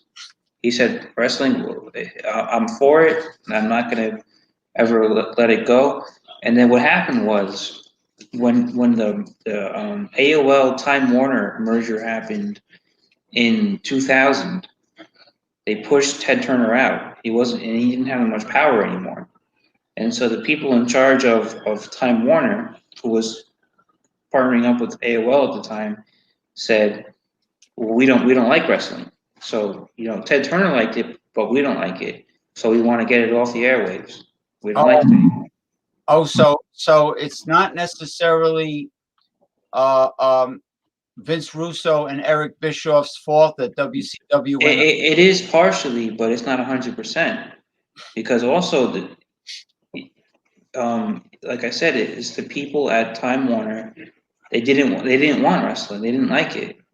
It wasn't like how Vince McMahon had the relationship with USA Network, like a good relationship where they wanted to have wrestling on. They actually had a contentious relationship, the Time Warner people with WCW. They and then Eric Bischoff was screwing up, and also once they brought Vince Russo on, he was screwing up too. But it wasn't the best atmosphere, you know. So there was a lot of problems. So it wasn't just one thing. It was a lot of problems coming to fruition there. Yeah.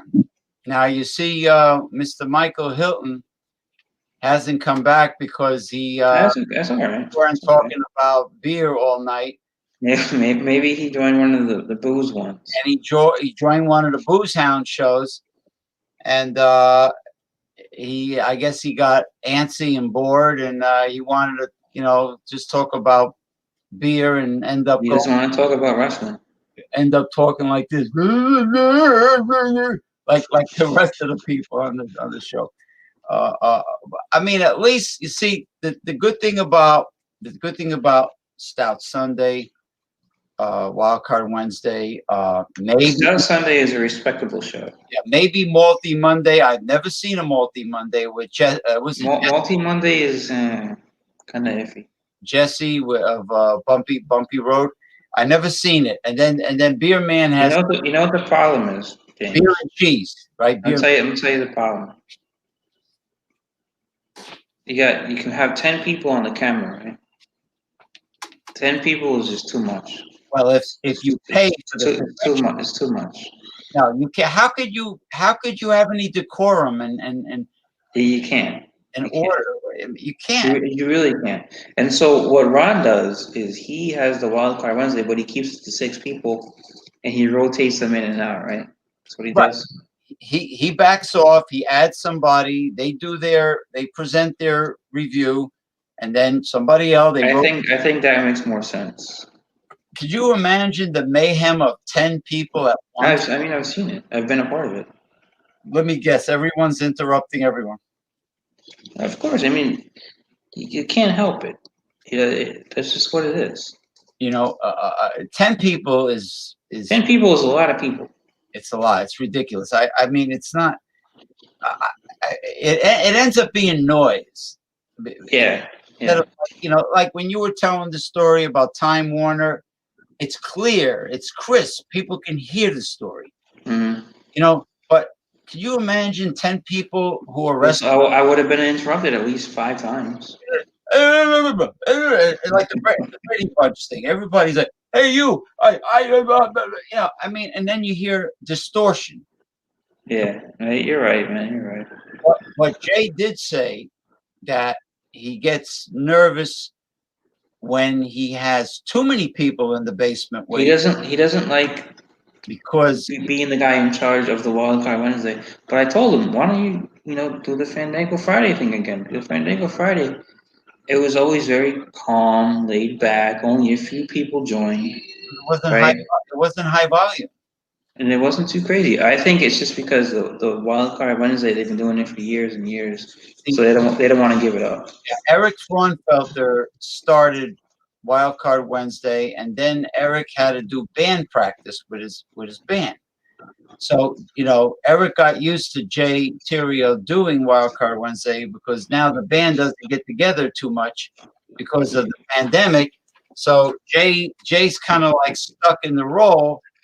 And he's doing that isn't true. He's doing a great job. It's not because of the pandemic. Ron has been doing it for a long time. Eric has not been in charge for at least like 2 years. Oh, really? Yeah. Now Ron Terrio has a big following, and he gets a lot of viewers. He gets checks from YouTube. He told me off the air. Yep, he catches those checks. Yeah, he's got the checks coming in. He's got a huge. How do you think he buys all that beer? I thought he gets it. I thought he gets it as gifts. Sometimes he does. But sometimes he's got to buy it. But he's got the YouTube money. Listen, I told him you could set up on PayPal a Patreon account where people can gift you. They can. Yeah, I don't think he'll do that. They can gift you beer money. There's a guy. Coach, a lot of people do that. Coach Greg Adams that does the Alpha Male, the Red Pill Talk. Who's that? Who's that? Coach Greg Adams goes to vacation in Tahiti. Who is that? He talks about relationships and how women screw over men, but he's making money. So that's the Red Pill. Yeah, about complaining about women, gold diggers, and all that. And how women try to boss men around when they get involved. They put their balls in a vice and all that jazz. He's getting so much money through his Patreon account. He's going to Tahiti. He's flying all over the place. Mm. He's got a huge, in the hundreds of thousands, a huge following of dudes. Sometimes he gets feminists that come on and yell at him and curse him out, but it's all guys, and they send him money. Do you send him money? No, I don't send anybody. I don't send anyone anything. Yeah, You want a donation? Here, put your ear close to the microphone. The speaker. Now, James, what is the thing with the bells? Why do you do all that? Because it's this is an ancient tool to keep evil spirits away. I do it because Hold that thought. I'm just gonna take a pizzazz piss. and charisma compared to boring people I'll be right back. that do shows and just go, "Oh, I'm drinking a stout that's got it's got effervescence in it." Ooh. Entertainment, man, entertainment.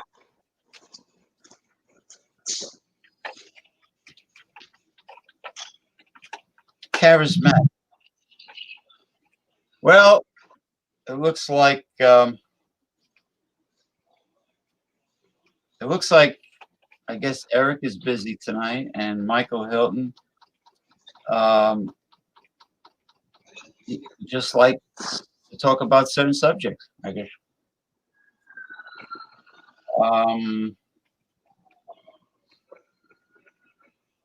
Yeah, lots of discussions has been on recess because of we pretty much are out of things to say. There's not much more you can say with a country in chaos. What else can you say? I don't know.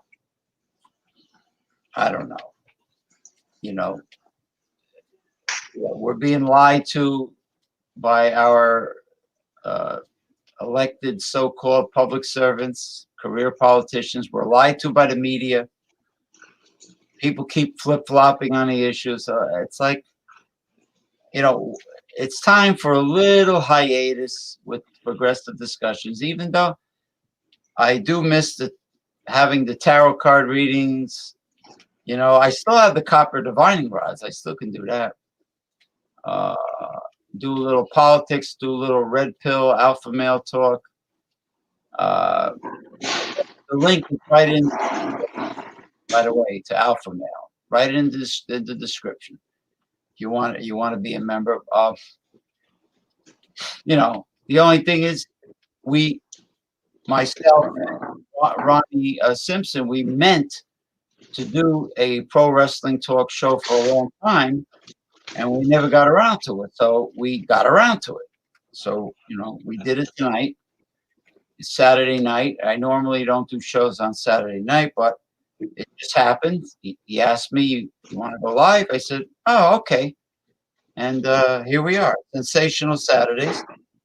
And I just want to say tomorrow, if you happen to be up early and you're a strong beer connoisseur, you like your dark beers, check out Stout Sunday on John and Nilly's YouTube channel. I think 10 a.m. or 10 or 10:30 a.m. Eastern time. Get there early. Get there at 10 because I'm not sure if it's 10 or 10. Yeah. Actually, it's 10:30. It's 10:30. Okay, 10:30 a.m. Stout Sunday, and then I don't know what channel Bumpy Road. If it's called Bumpy Road Brewery. It's called it's called Bumpy Road Brewery. Yeah, he does Malty Monday, and then Beer Man does cheese, beer and cheese on Tuesday, and then there's Wild Card Wednesday, and That's the one you join, right? Wild Card Wednesday. If I have a different beer, right now I don't. So you usually do the Japanese ones. Well, that's because the Japanese market is in walking distance to me. Like I would have to take a bus or a lift. Is that why you do it? Yeah, to get to the liquor store, I would have to take. So the closest place for you, if you walk, it would be to get Japanese beer. Because there's a huge Japanese shopping center I could walk to. It's called Mitsuwa, and the Japanese. What if you want to get like different kind of beer, not Japanese? I just spend a little bit of money on a bus or take a lift. So if you want to get Just like say like a Budweiser. which I would. You'd have to take a bus. Yeah, it's only like a dollar. What is it? $1.50 or 75 cents or something like that. You have to put a mask on, right? On the bus. Yeah, in the store too. Yeah, I wouldn't get a Bud. I wouldn't get a macro. If I go to the liquor store, I'll get a craft, or I'll get a craft and a bottle of whiskey or rum. So that's why you always have the Japanese beers because Yeah, it's right next to you. because it's like I didn't know that. it's easy for me because they just take a I long. thought you just had like some kind of fetish with like Japanese culture or something. Well, I do have a fetish with Asian, with Chinese and Japanese, the women, the culture, the food, the martial arts. I used to watch all those kung fu movies on Saturday when I was a kid. Thank you, Daryl. Yeah, thanks, Al. It was a lot of fun too. I enjoyed the talk. Watch Godzilla movies, every one of them. I used to watch. I think we kind of went off on a lot of different tangents with the wrestling and everything, but I think it went well. Oh, it was wrestling. It was wrestling talk. Yeah. We can't talk about. I mean, have you ever had anybody on that knows as much about wrestling as me? No, because the only other guy I know who's that much of a fan with some knowledge, he keeps on blowing me off to go live. He won't. Who's that? He only talks privately with me. He won't go live. He Maybe he's camera shy. he says his phone is old. His phone is old. His phone is old, but it depends on his browser. Now, if he has an Android and he's got Mozilla or Google Chrome, he can go live. If he's Yeah. So, how is he? Do you think he's an incredible guy? Oh yeah, he's pretty sharp cookie. He's a huge fan. He worked for the independent circuit for years. He has great knowledge. Anthony Laura, but he never, he never seals the deal. He doesn't seal the deal. Yeah. He's not. So he's not a real alpha male. No, he doesn't. No, he doesn't. No, he doesn't talk out. He doesn't talk. Well, he talks about relationships as far as the shit that women pull. But he'll do it privately, like he wouldn't do it publicly. See, That doesn't count. See, like you, myself, and some others, we grab the bull by the corns, like Archie Bunker used to say, by the corns, and we let it all hang out in public. There's a lot of people that are like low profile people that will never say a discouraging word publicly. Right. Do you think Saboteur is like that? Who? Saboteur? No, Salvatore says a lot of stuff publicly.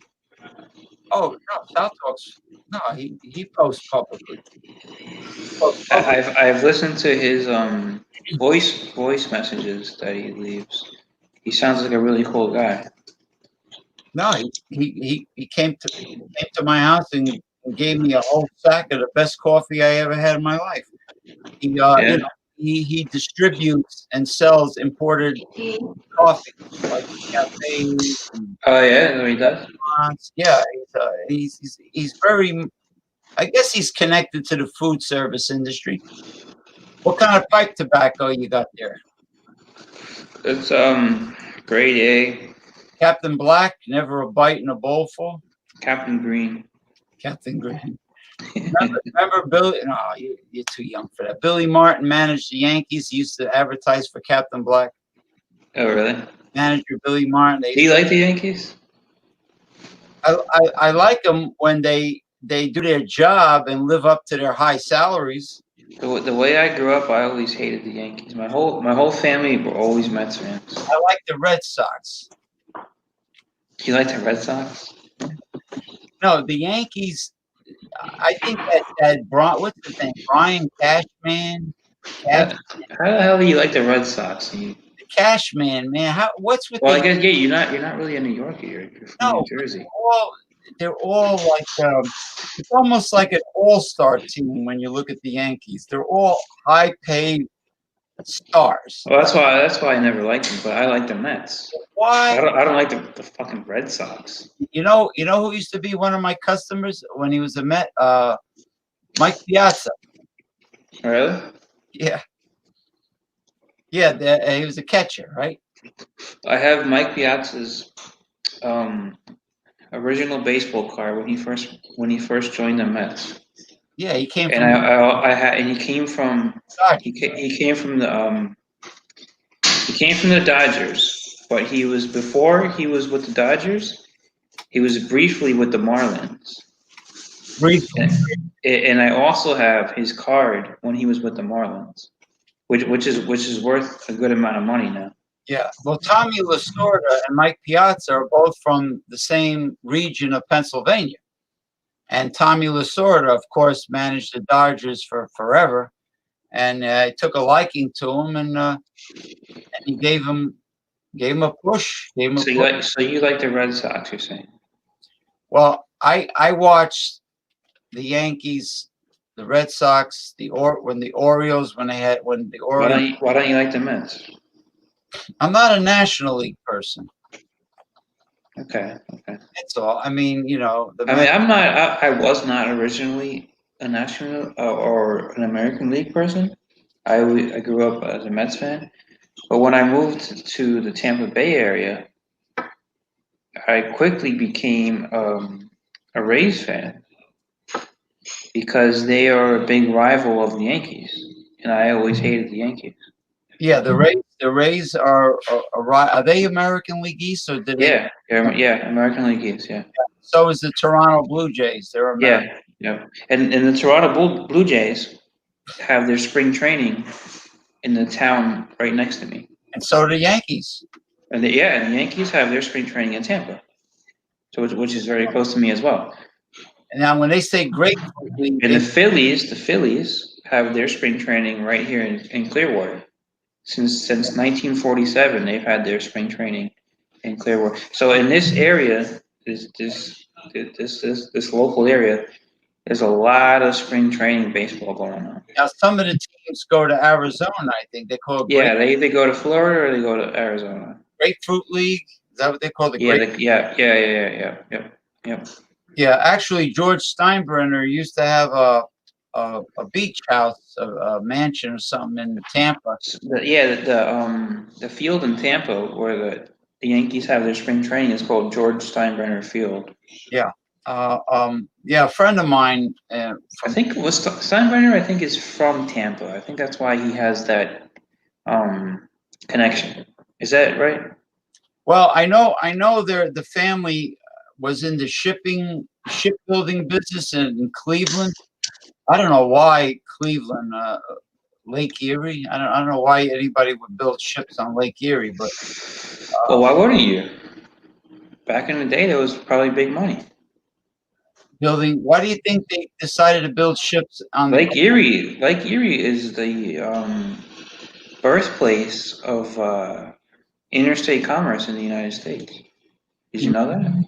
when before the railroad when they used, but before the railroads, before any of that.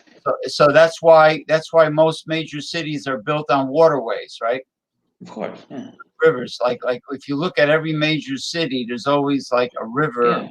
Well, it's been like that since the dawn of civilization. Whether it be the Mississippi, Ohio, or whether it might be the Euphrates or the Tigris. That's the first two cities that ever came about. Yeah, and Babylonia it came from those two rivers, right? All that Mesopotamia, Iraq, right today. Now there's a third river that's actually a skeleton river that you can only see with a satellite. They dried up. Now, according to the Old Testament, there were three rivers, and people it probably was, man. But you can only see it from like a satellite. But they show a skeleton river that's dried up. So there was another one besides the Tigris and the Euphrates. Yeah. Well, they feel that there's a good chance that the Garden of Eden is from the Mesopotamian. No, yeah, no, it was. That's already been proven. The Garden of Eden is from Iraq. And the Sumerian. Imagine that, Iraq. That's where. But back, long thousands of years ago, Iraq wasn't a desert. It was lush. Lush. Yeah, Beautiful forests and and fruit and vegetables and everything. there was no Islam. There were pagan religions. There was no Islam. Man. There were pagan religions. No bag. This is long before Islam. Yeah, there was they worshiped Baal, I think the sun god. No, they didn't. Baal didn't happen until after Judaism. Judaism started first. And then because Baal was when I think that's when Moses was around and the Israelites were worshiping the calf. That was Baal, right? Was the calf that they were worshiping. Well, you notice they started building obelisks in ancient civilizations. An obelisk it's like a pyramid, like the Washington Monument. That's an obelisk. Mm. And they have hieroglyphics on it. And the Sumerians worship the sky gods that they call the Anunnaki. And the Anunnaki, they feel, were extraterrestrials. Actually, all civilizations talk about sky gods. Yeah, I believe in extraterrestrials. I think they're definitely real. You ever hear an ancient Indian Sanskrit? And I don't understand the argument against, aliens or whatever you call them. Like how the fuck could there not be aliens when we live in this tremendous galaxy, right? And there's numerous galaxies, right? We're not even the only one. How could you believe that the only people here are people on Earth? They feel that's crazy. Hundreds of thousands, perhaps millions of galaxies. So how could why would you ever think that there's not what we call aliens, whatever you want to call them, but there's definitely other things out there. And there are parts of our galaxy that are uncharted still. Yeah, and talking about Trump saying they're going to put the first woman on Mars. Fucking retarded. You know what? First of all, Mars is losing its atmosphere. Listen, man.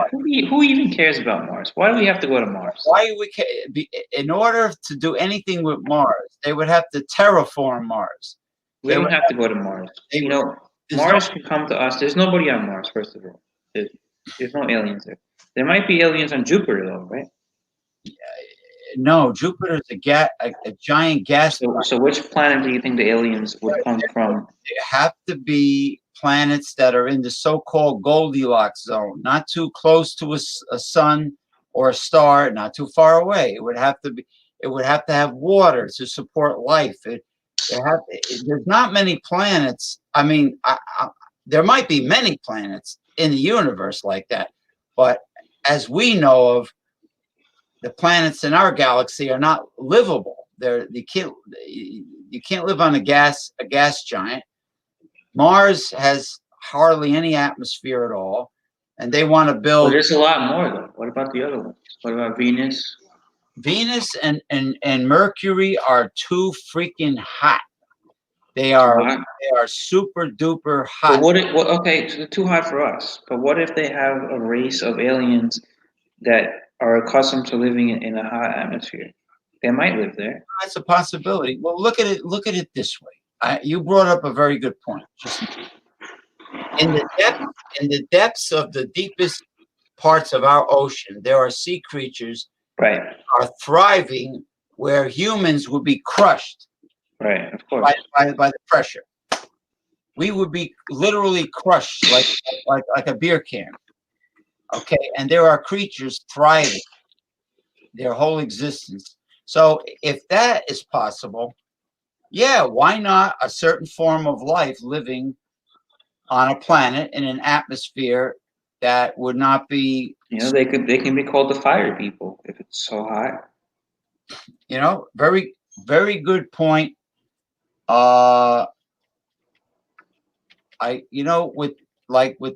With the mysticism, I like to try to. I don't believe in mysticism. very much. You're not a miss. So if I took out the divining rods, you wouldn't be a fan. Yeah, I watch you when you do that, and I don't think it's You good. know, like the tarot cards when I don't like the tarot. I believe in tarot cards, but how come you don't like? I believe that they're black magic. They're evil. They're on the evil side. So you get But I do believe that they're real. so But you I think that humans yeah. should not mess with that type of stuff. So your religious beliefs are more like the evangelical born again Christian. No. I'm not an evangelical. I'm a Catholic.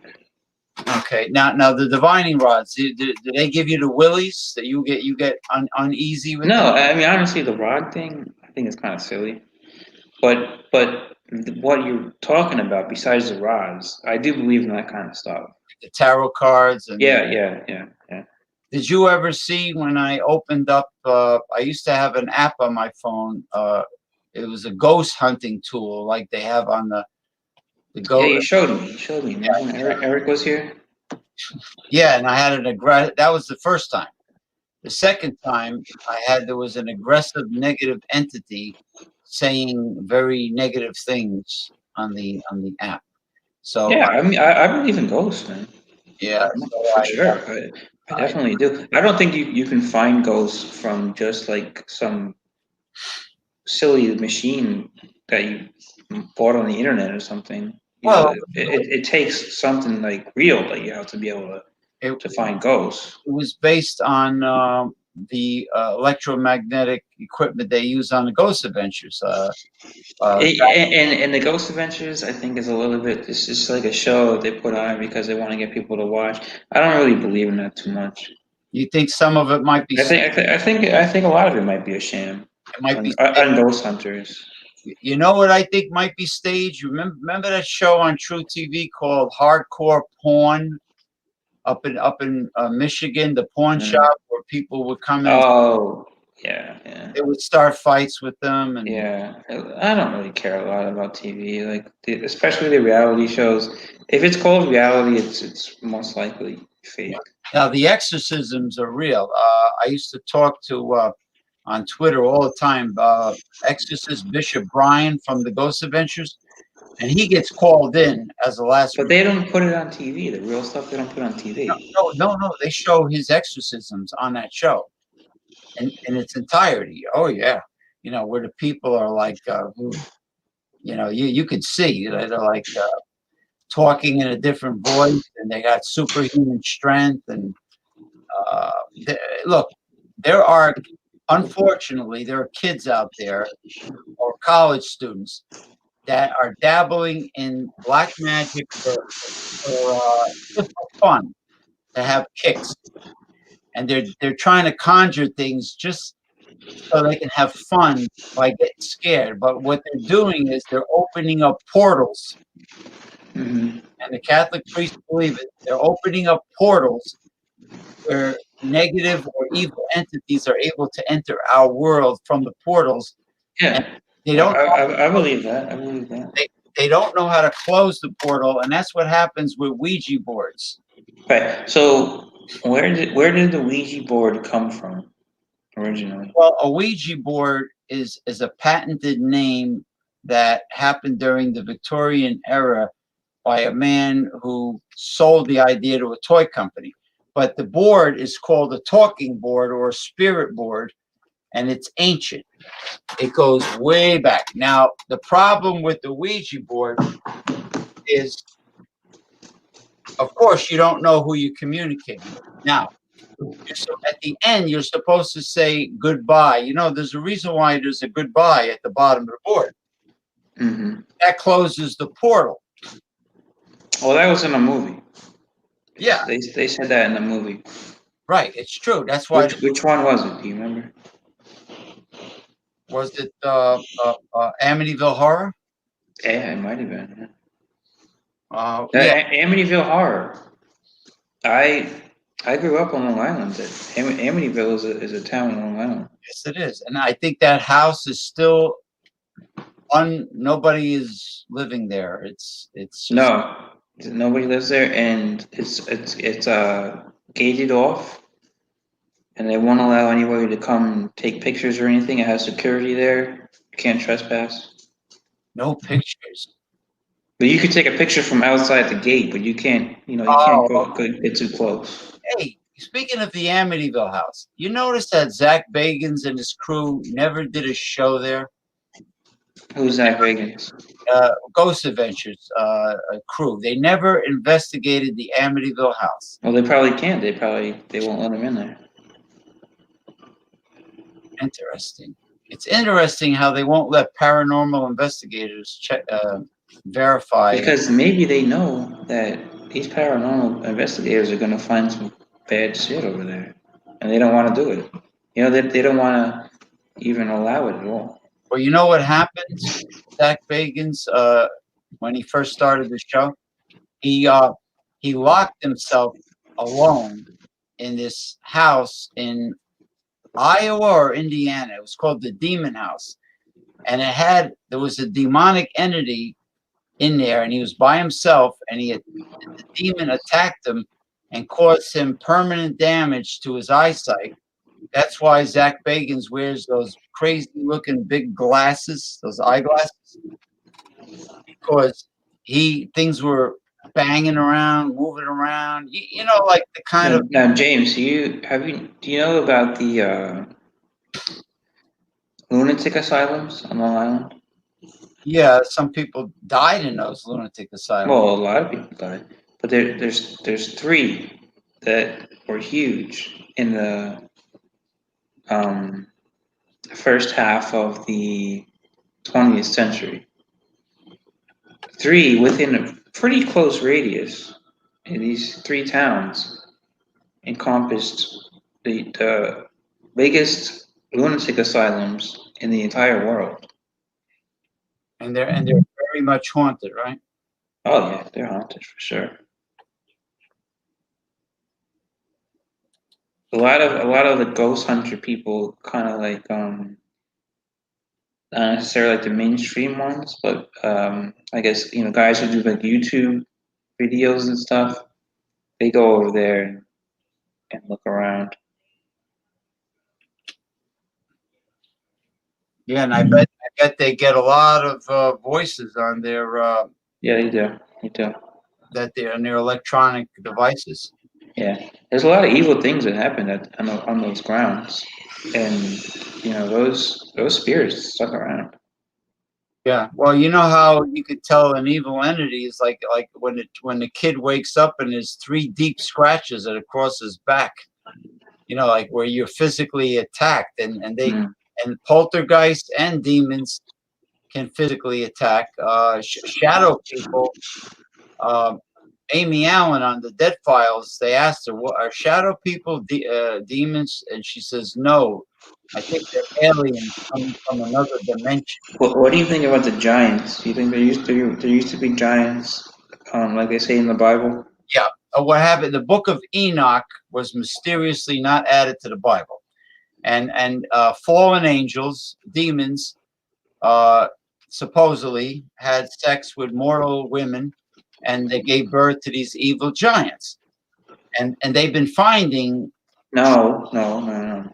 Yeah, they've been. I think the story was that the fallen angels had sex with the giants. Huh?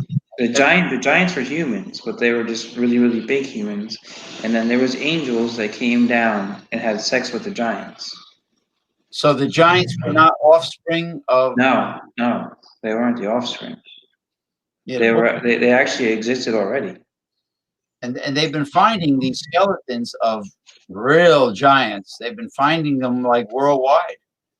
They have them. A skeleton doesn't lie. Mm. Some of these religious. I always thought that the giants thing was interesting. It is interesting, and also the part that they left out was the book of Mary Magdalene, where Mary Magdalene moved to France. She left She moved to France. Europe. I mean, that's too much. Mary Magdalene lived before France was ever even a thought, Yeah, well, she was the right? she was There the was there was there was no France when Mary Magdalene was around. no, they were barbarians. Right, right.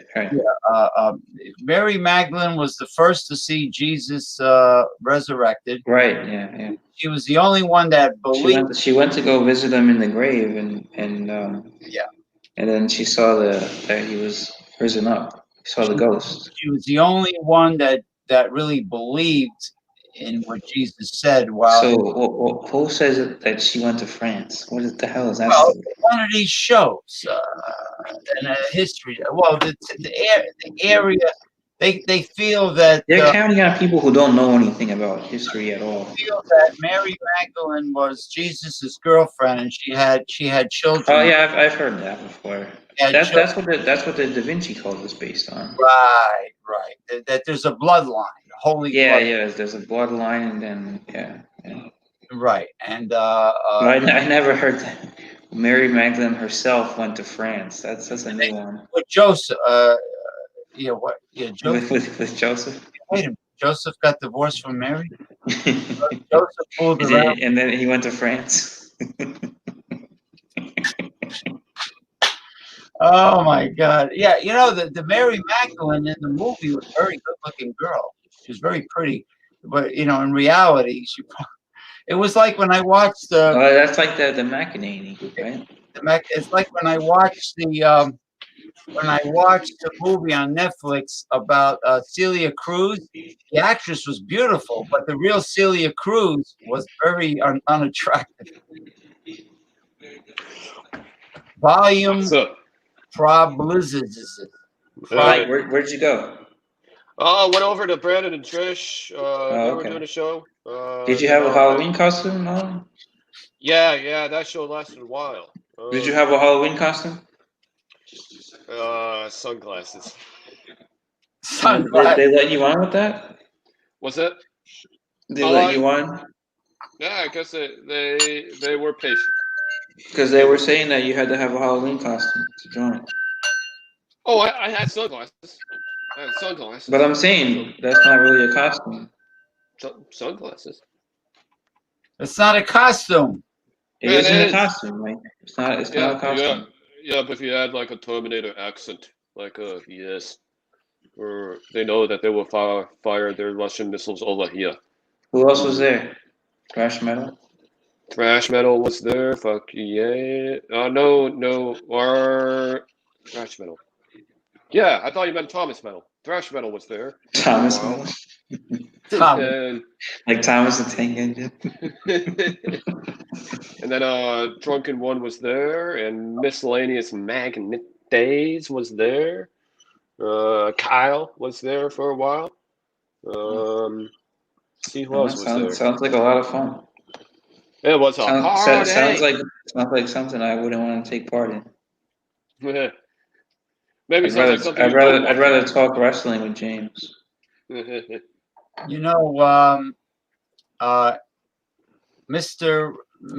Had a lot of fun. Miguel Hilton.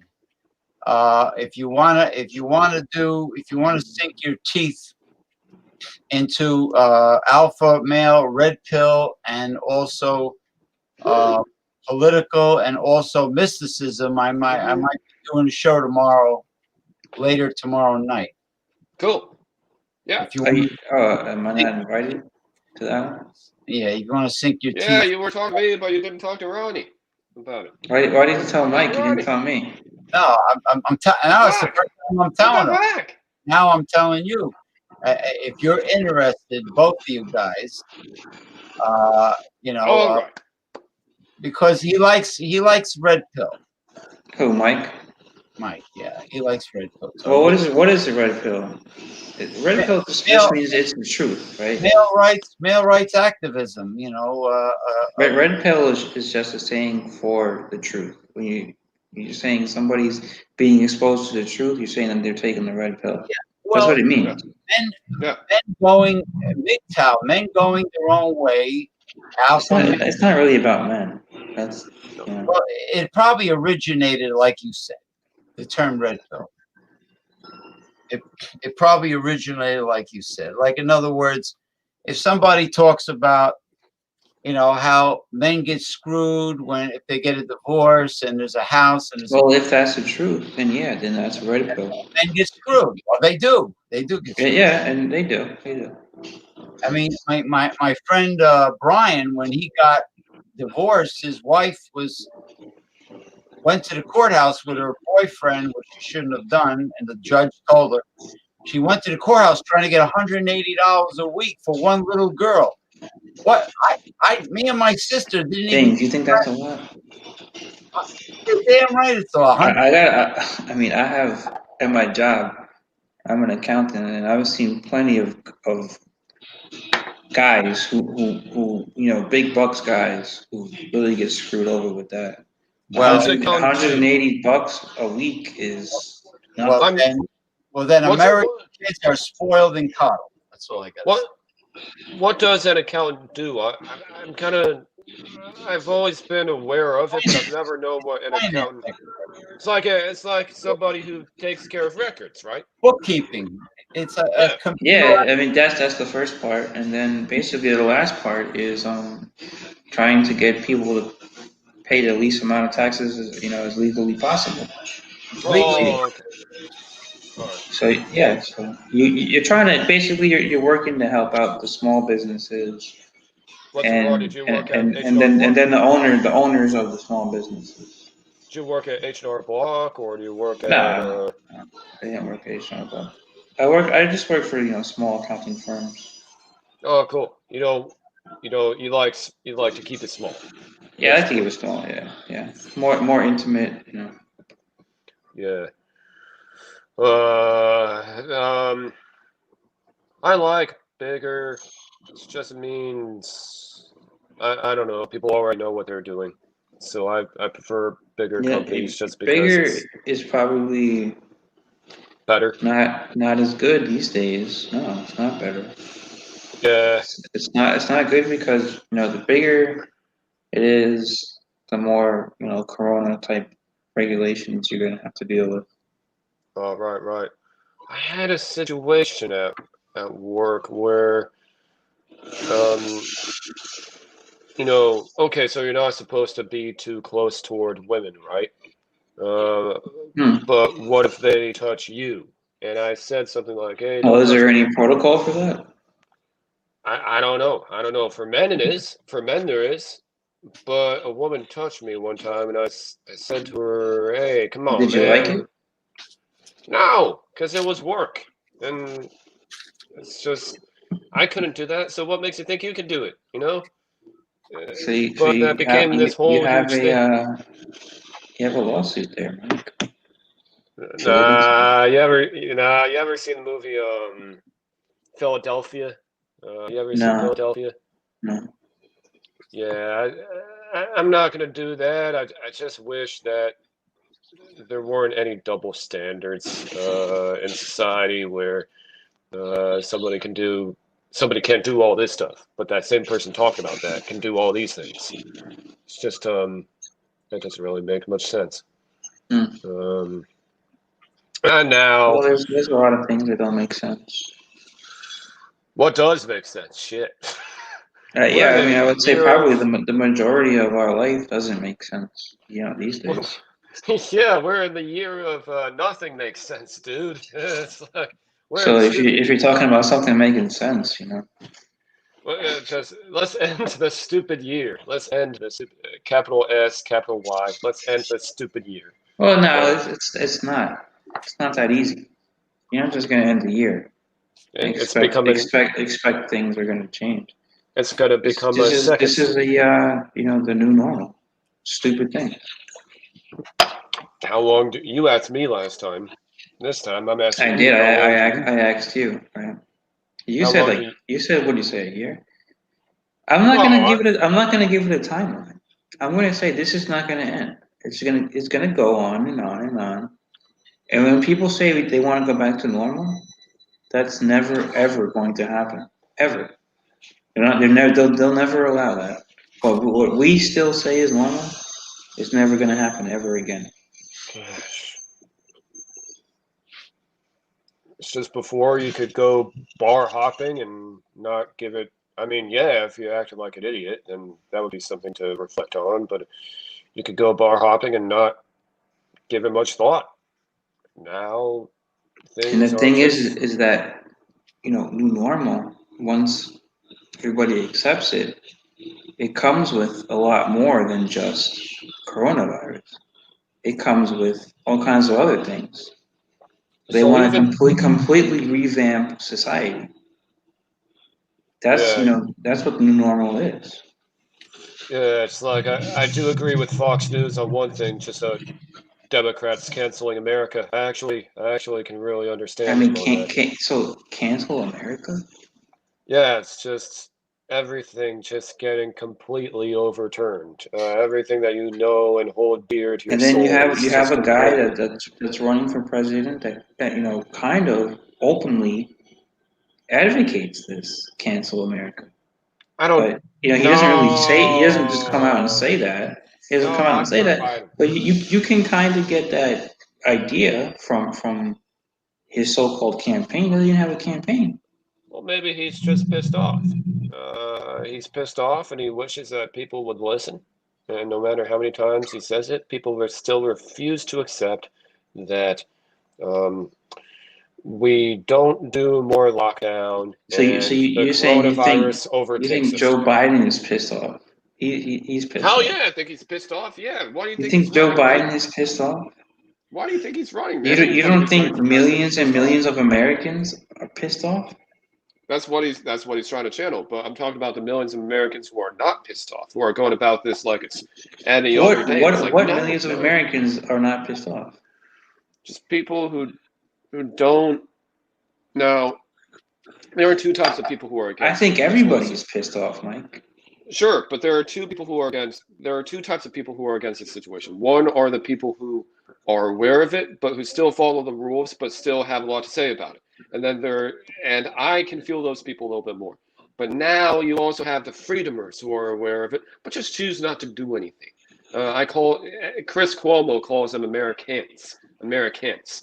So people pulling pranks in grocery stores, for example, or people who get mad if you want them to socially distance. And I know that a lot of things are all good and fun in life. A lot of things are meant to be a joke, but there's no joking about this. No matter how many times you still have a conversation with these freedomers, they still refuse to accept that if you don't go a couple months longer, then the coronavirus overtakes everything All right, Mike. So eventually, and we discredits lose everything. what discredits you there, Mike?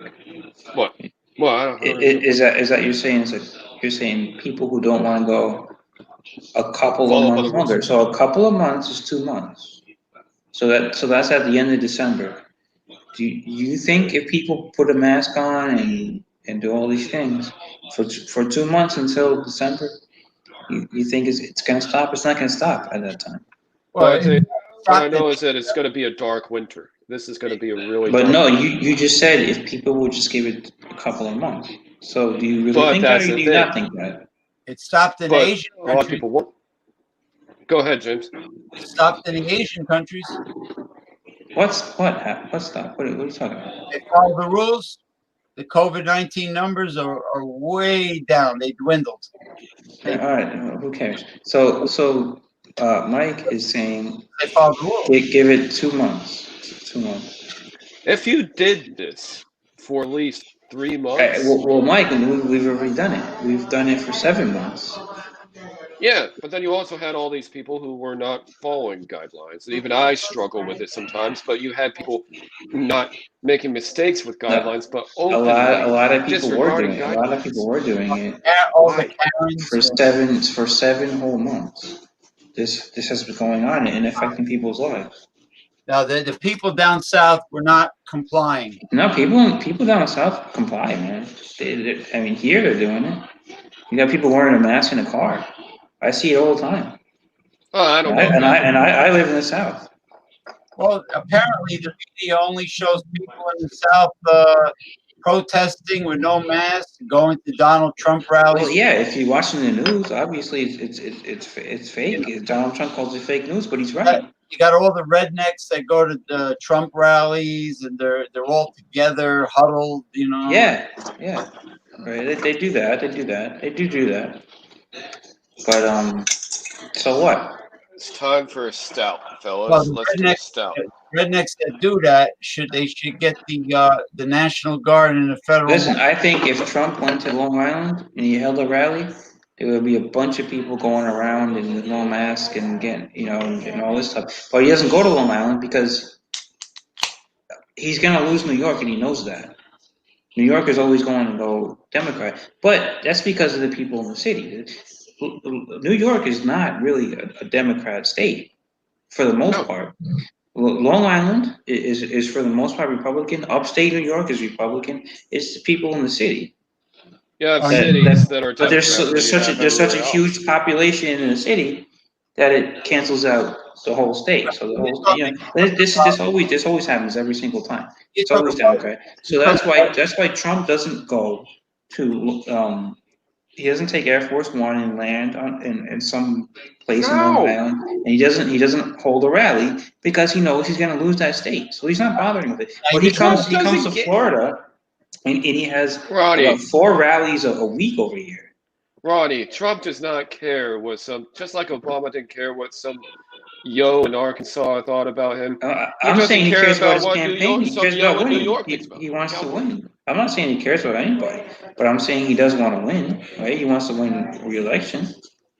No, yeah. If you pour all your campaign funds in a place where you're going to lose, that's just stupid. Yeah, you wouldn't do that. That's my point. You No. ever notice how all the rural areas in the United States tend to be more right wing? Always Republican. Yeah, That's mostly because they believe more in God, and yeah, they're zealot. for the most part, they have more morals than I other believe in God, but people I'm a. do. Sorry, Well, Ronnie. morals. There are also counterfeit. Yeah, well, yeah, with religion comes morals. They're all, People who don't believe in God, a lot of them don't have yeah, morals. I believe in God. I'm a Democrat, though. yeah, but talking the talk and walking the walk are two different things. Oh, You sure. know, I'm not imitating Check Ric that. Flair, but I'm just saying there are Well, counterfeit. how many wives has Donald Trump had? There are counterfeit Christians. This guy is not. He's not the epitome of the Christian right. Oh, no. But they're still getting behind him. When he held the Bible up, when they tear gassed that crowd so he can have a photo op in Washington, Oh, come on. and he held the Bible up.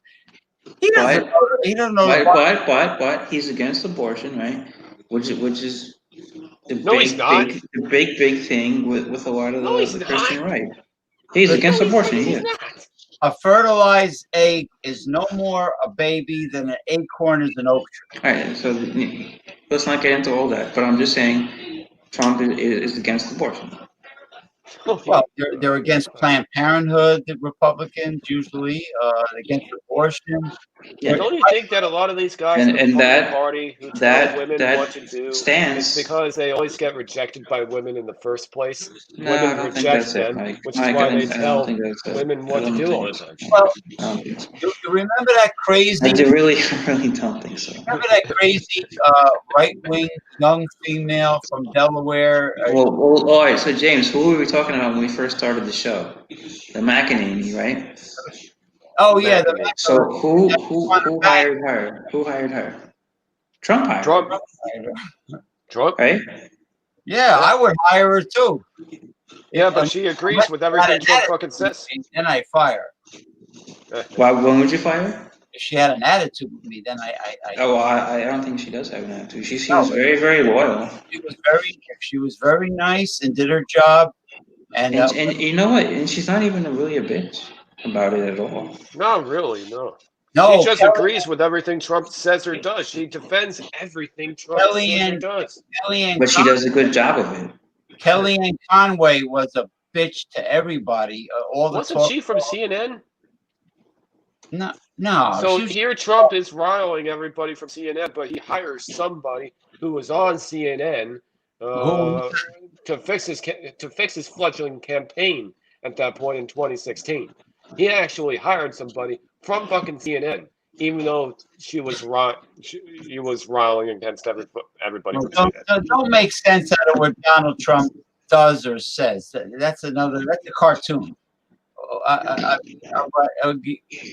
The thing is that anybody could profess anything. Right. They Fucking right. there are Catholics. Forget about evangelicals. There are Catholics that think they have a backbone to God.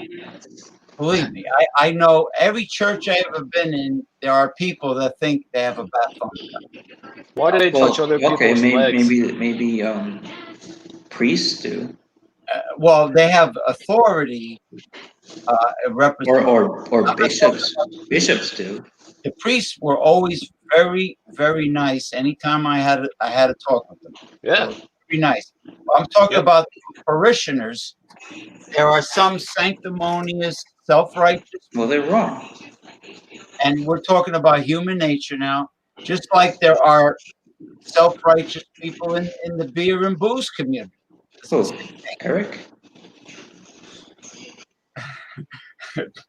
Um, uh, B. no, no, no. Give me shit. Oh God. Well, it's like art.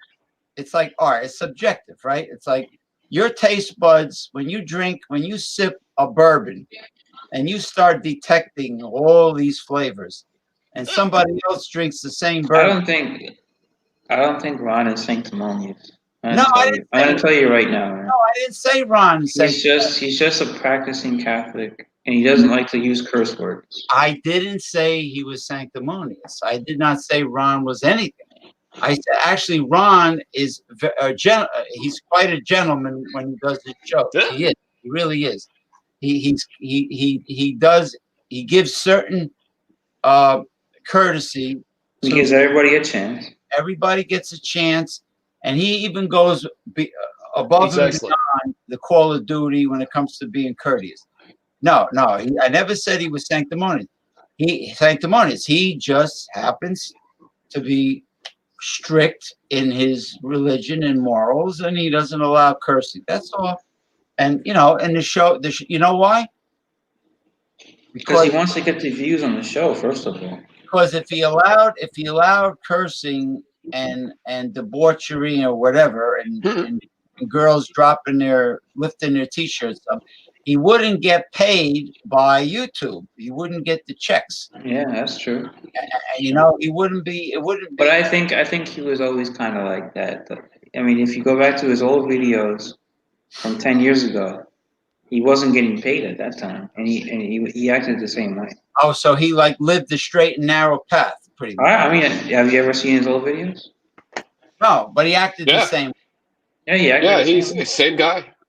Same guy. When he was doing Budweiser and he was kind of introducing the whole beer lineup, he was Different acting like the same way because I think he was trying to get to where he is right now.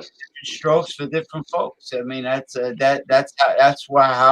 Well, makes. he's a teacher. He was a history teacher, and That too. that's what he likes. So he likes to talk about history. So he talks about history of the beer. If you notice, Yeah, he's not like a lot of the beer guys who get really into the smell and the taste, and they do a big tangent on all this shit. He talks more about the history of the company that made the beer, I know. and he Yeah. talks about the history of the beer itself. Yeah. And then he goes a little bit into how much does it smell and the taste, and he says it's resiny or it's bitter.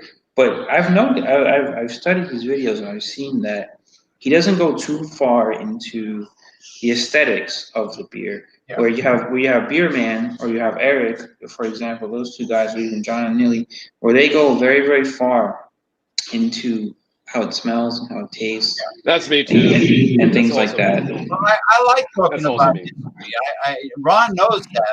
I talk about history with him all the time. Like he's one of the top 5 YouTube guys as far as beer goes, and he has lasted for over 10 years, and he doesn't go very far into the aesthetics of the beer, and instead he talks about the history, the background of the company itself. He talks about the legal things when it comes to the ingredients and things of that nature. And that's kind of why I like his channel. Well, he gives an education. He gives people. Yeah. You always walk away from his show knowing more than when you came in. Now, thrash metal, for example, he might give you more of an education. He's very creative. About the smell and about the taste, because he's a brewer and he knows how to actually do all that stuff. You know what I mean? So you can get different perspectives from different people. Like when I was drinking a craft beer from a local brewery over here that had Galaxy hops. Well, I noticed that Galaxy hops had a very strong citrus aroma and flavor. Very citrusy, very lemon. And That's what I like to hear. maybe that's natural to Galaxy hops. And I didn't know there was so many different varieties of hops and even malts, but hops, forget it. There's a ton of hops. And it's fascinating. And also it's fascinating to hear that if you're going to grow hops, you can't grow anything else on your farm because hops will take over your entire land. Wow, really? I didn't know that. I learned that too recently. So, but education for the show is a big part of what I makes think education is a big plus. a huge. And what happens when you have 10 people on screen and everybody's talking over each other? You're not going to get any education at all. Eric to review. invited me.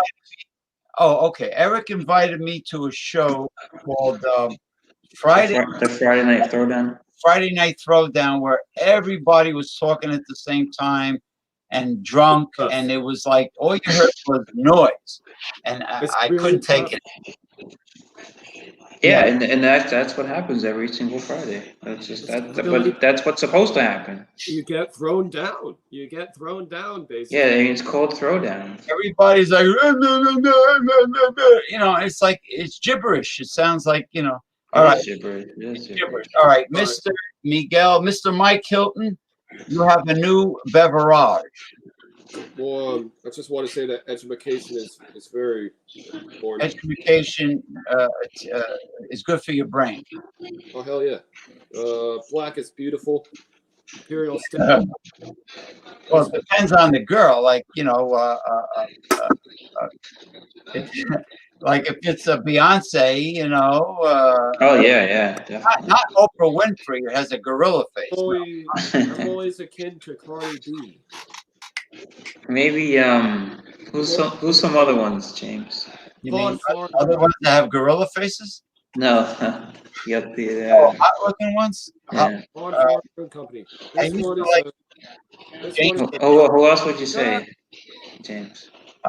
This one's a 9 out of 10. Well, you got Beyonce. 9 out of 10. Really good stuff. That's all you can think of. You know what? It's a movement beer. It's a movement beer. Black is beautiful. I think a lot about how I think about my skin color. Bleep. Honestly, You think about your skin color, Mike? No, I don't. It's black. I want my baby back. Why do white people think that they're so cool all the time? Like I look. Well, how come? Why isn't there one that's called "White is Beautiful"?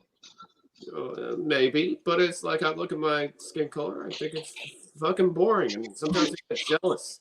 It's not boring, Mike. You look good. Thanks, buddy. You too. This one is 10% ABV. I think it's 100 IBU.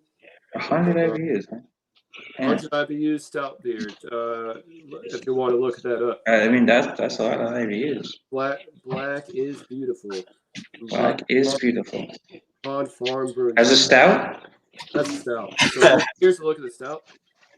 Oh, looky there. Mike, you gotta wait until tomorrow for Stout Sunday. I don't think he's up that early. No. Hey, no. where are you? Where's it? What happened to the stout? Wait. Sorry, 1 second. Researching. I am researching this beer on Untapped. No, I see good-looking black girls on TV shows, commercial. All I just don't know the But name. only on TV shows, not in real life. No, Very good. oh, wait a minute. Hold on for a second. They're very good. Not walking down the street. No. Well, Every time we meet. you mean the general public? Katie, Yeah. I mean the general mass wearing. very rarely do I see a hot-looking black girl in the general public because they're all mixed in with all the, as we say, faccia bruta in Italian. The riffraff. Ugly face. That means ugly face in Italian. They're all mixed in. You know, like it's the general public. There's a lot of ugly white women. There's a lot of fat white women with an ugly face. So this one is 65, I believe. All right, hold on. They said it was 100. Oh, well, that's around that amount. So Explain. Tell me about the Black is Beautiful. Where is it? Where is it brewed? What's it? What's in it? This James and Ronnie, this one is brewed in San Rafael of California. It's using a lot of toasted malts. It's very caramelly. Shit, I'm even getting a bit of a red note on here, and that's pretty crazy. It's because if you look at the bottom, you don't have any red hue at the bottom. So therefore, what you know is that this is going to be a natural stout. Usually unnatural stouts have the red hue. Natural stouts tend to have more of like the nominal kind of. I didn't know there was a natural versus unnatural stout. Oh yeah. So there's natural versus unnatural stout. I gotta ask John and Lily about that one. So a note is the tinge, the color tinge. Yeah. So if it looks all black, then it's a natural stout. If you get a red hue at the bottom though, that's an unnatural stout. Usually, what you're getting are red notes and things like that. But you still get a red note on this beer. See, I never knew what note meant. I didn't know what session meant until you explained it to me. Session beers. Session just means you can drink a lot of them. That's really all it means. I agree with a fellow brewer. It's just I don't brew, but I agree with a brewer. It's just Session. Yeah, session is just like if you say it's a sessionable beer, it just means you can drink a whole bunch of them, and it's okay. Lower alcohol by volume. Yeah, kind of, and low, taste. Black is black. Why would you do that? Why would you not just have an IPA? Again, black is black. Mike's hair is getting more electric as he's drinking a little more. Yeah. See, there you go. Exactly. By the end of this, his hair is going to be like Einstein. Oh, Einstein's badass. He is the Einstein of beer. He's the Einstein of beer. Breaking news: certified independent. Bing, bing, bing. You see that? Certified independent logo? Don't mess with Texas. Mike the Einstein Hilton. That'll be your new name. This says brewed to support justice and equality for people of color. Well, that's nice. Yeah. So I'm glad you're spending money on something good, Mike. Hosted by Weathered Souls Brewing Company of. You don't want to give your money to communists, right? I am not about communism. No commies. But I'm not going to go around and try to find the motherfuckers. Kind of like this. Well, I'm a full-fledged member of the Democratic Socialist. Are you a member of the Communist Party? Okay. No, the American Socialists of America. Well, why not just run the Communist Party? I know. They have chapters. Because you're not allowed to. They banned it. Chapters in every. They banned it, James. They banned the Communist Party in the 1950s, right? I don't think there is an American Communist No, Party. there used to be. In back in the 30s and the 40s, there was communists. Why were they? They banned the party. Why were they so testy about it? See, this is what the textbooks didn't. Did you know that Karl Marx's original writings are actually? It's a very nice, fair government for everybody. Why were they so testy about corrupted? What's their obsession? What was your question? What was their obsession with communism? No, they didn't like it because they didn't like the Soviet Union. Yeah, the Soviet Union was a totalitarian, like a military dictatorship. Well, it wasn't even really that. It was that after World War II, it was the Oh, ones who were left standing was the U.S. and the wait. USSR, and so the U.S. didn't want to share their power with the USSR, so they had a rivalry with them. And Oh, they were communists, so they made a big thing about communism. But also they were pretty fucking stupid also, man, because Half of they the I mean they honestly thought that, say, like Vietnam, for example, they they really thought that, like, they should be fighting communism in Vietnam. yeah, And looking back on it, it's just totally fucking retarded. I mean, really that stupid, war. stupid ass policy to do that. That was like a 20-year war, man, and nobody won it. It's You just know, do you know the only war that was longer than that, Mike? what? What? Guess. Not the Korean War. Afghanistan. Afghanistan. Still going on. Ideological wars never end. Blueberry. this is the best blueberry muffin I ever had in my life from Whole Foods. It's loaded with blueberries, loaded. Now, half the German scientists with Werner von Braun went to the United States. The other half went to the Soviet Union after World War II. And German scientists are wunderbar. They're number one. No one comes close to the German scientists.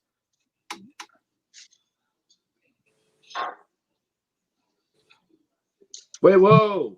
What about the aroma, motherfucker? You're eating without the aroma, motherfucker. It smells like blueberries with fruit juice sweetened cake. Nope, not too sweet. Very. It's permeated, infused with fresh blueberries. Nice.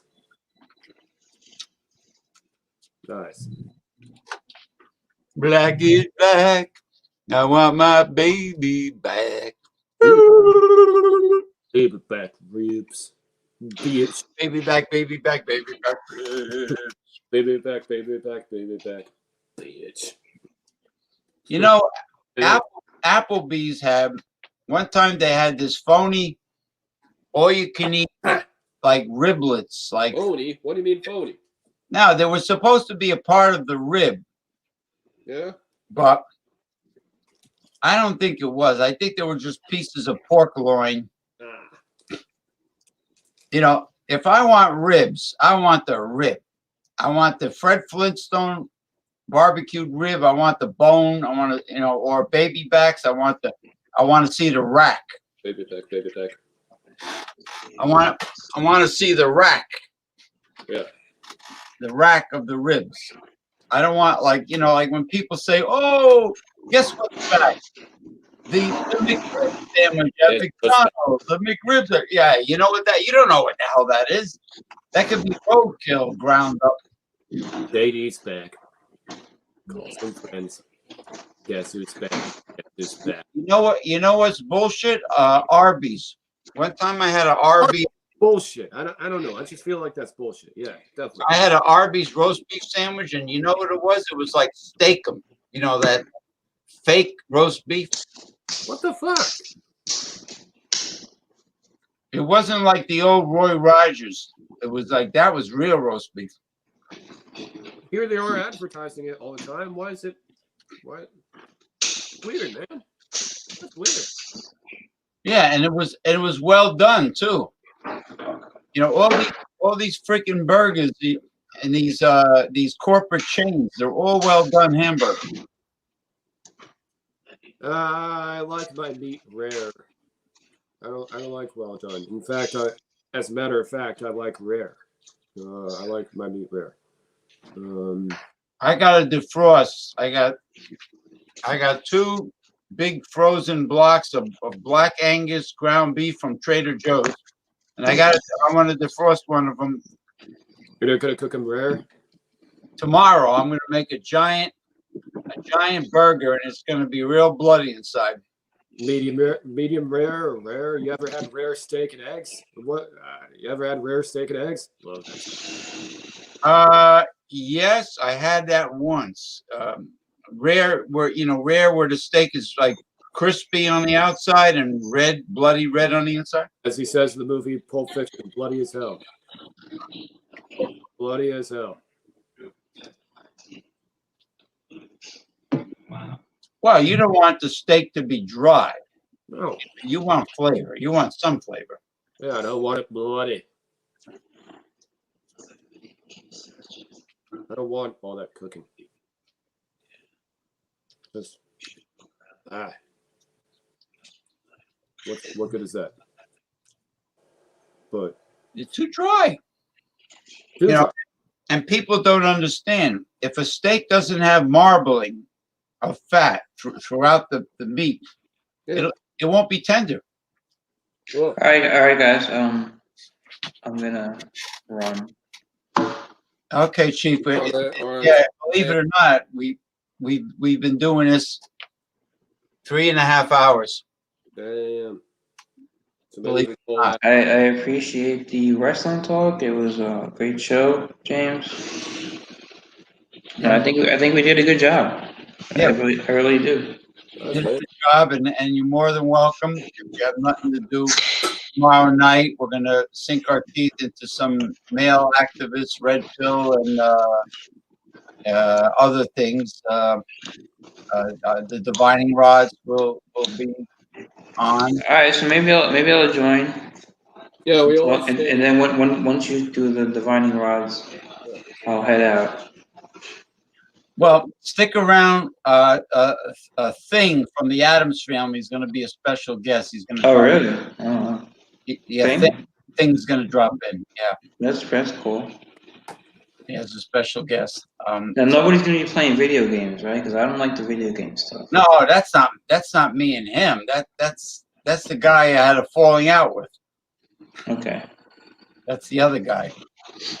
Yeah, Eric used to give Florida. But James, I know you keep having a falling out with him, but you guys got to talk about that, man. Because when I guys see you and you guys are talking, you guys are like a dynamic duo. So it's like you guys. Dynamic duo. Yeah. Hey, one guy likes video games, the other guy doesn't. So there's not much reconciliation there. The only I'm not mad at anybody. The only thing is he's mad because I didn't agree with him about full capacity in bars and restaurants in Florida.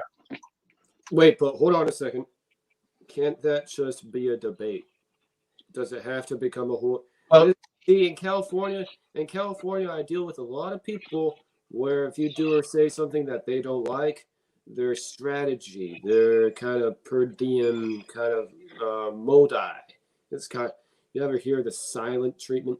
A lot of people in California like to employ what people refer to as a silent treatment. And I'm too old for that shit. I can't, but I don't want somebody trying to dick me around. I'll be gladly around people who, even if I don't know them that well, I mean, I'd rather be around them than people who I feel like I have to walk on eggshells around the person. It's just, we do the fucking silent treatment down here in California. That looks like a fucking not silent treatment. That looks like a loud ass, good ass blueberry muffin. Now, was I right about blueberries, man? That has a load of blueberries, man. I'm telling you, Whole Foods Bakery, load of blueberries. Gosh, that is loaded with blueberries. Man. That's a work of art, I tell you.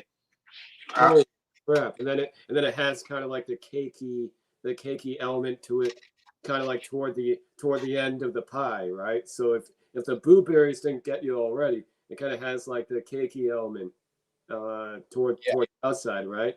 Low sugar cakey element, not overpowering sweet.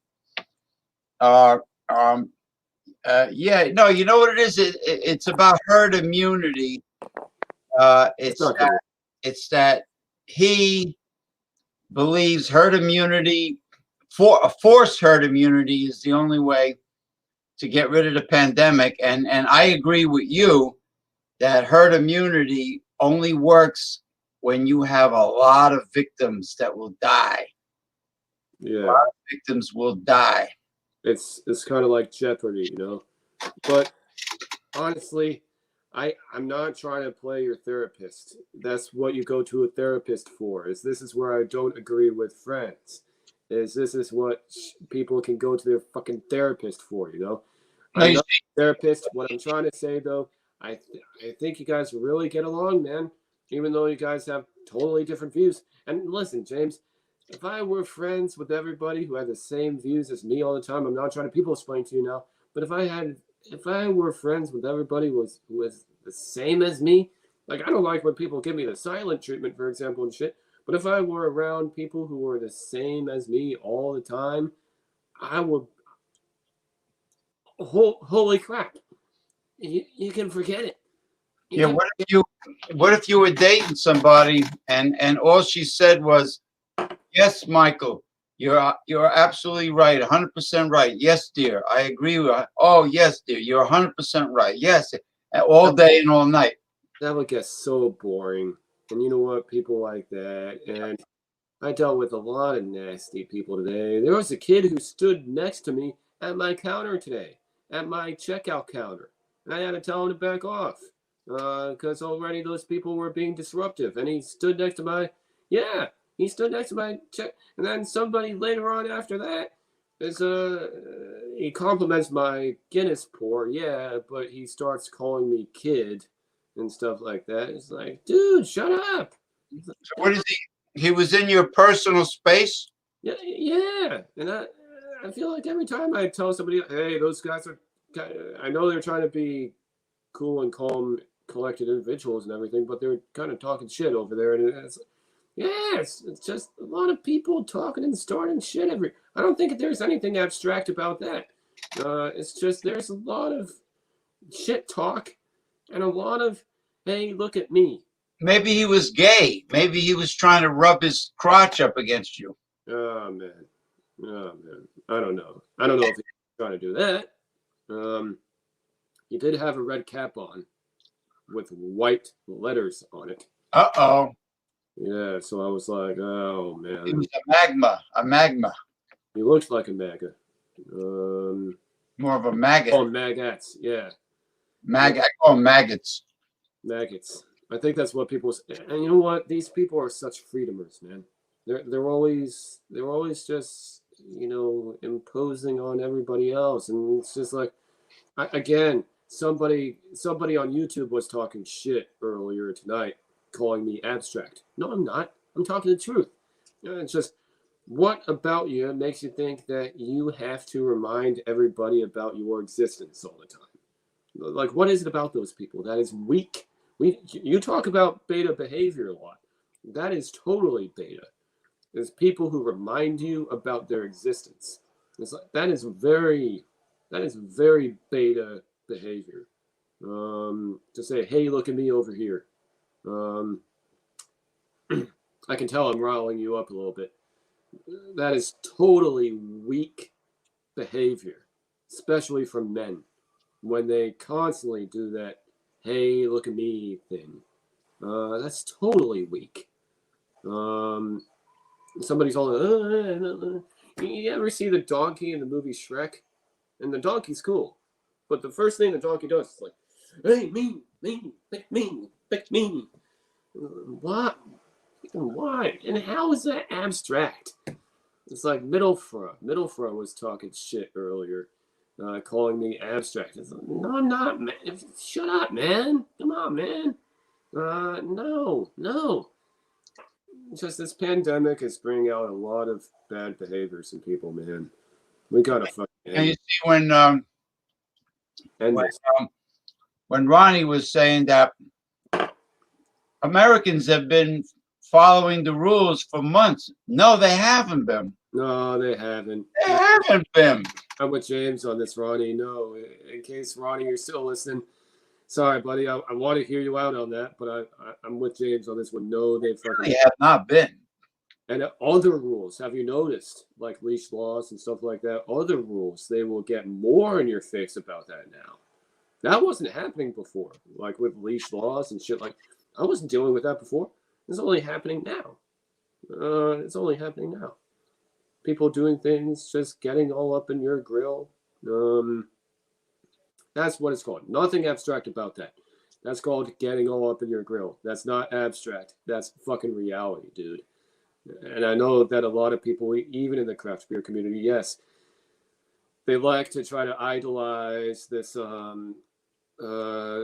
scenario where it's kind of like a utopia. No, utopia will never happen.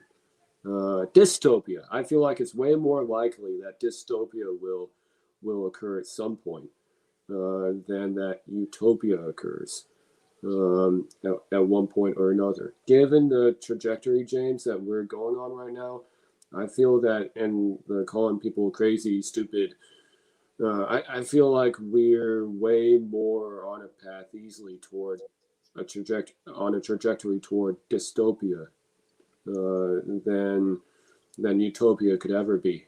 I mean, what do you think is more likely, James? Dystopia or utopia? I agree with you.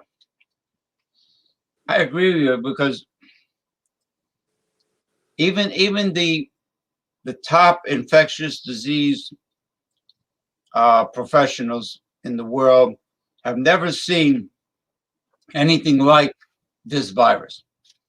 The way it spreads, the way it behaves, the way what it does to people, how it was supposed to go away with the warm weather, but it didn't.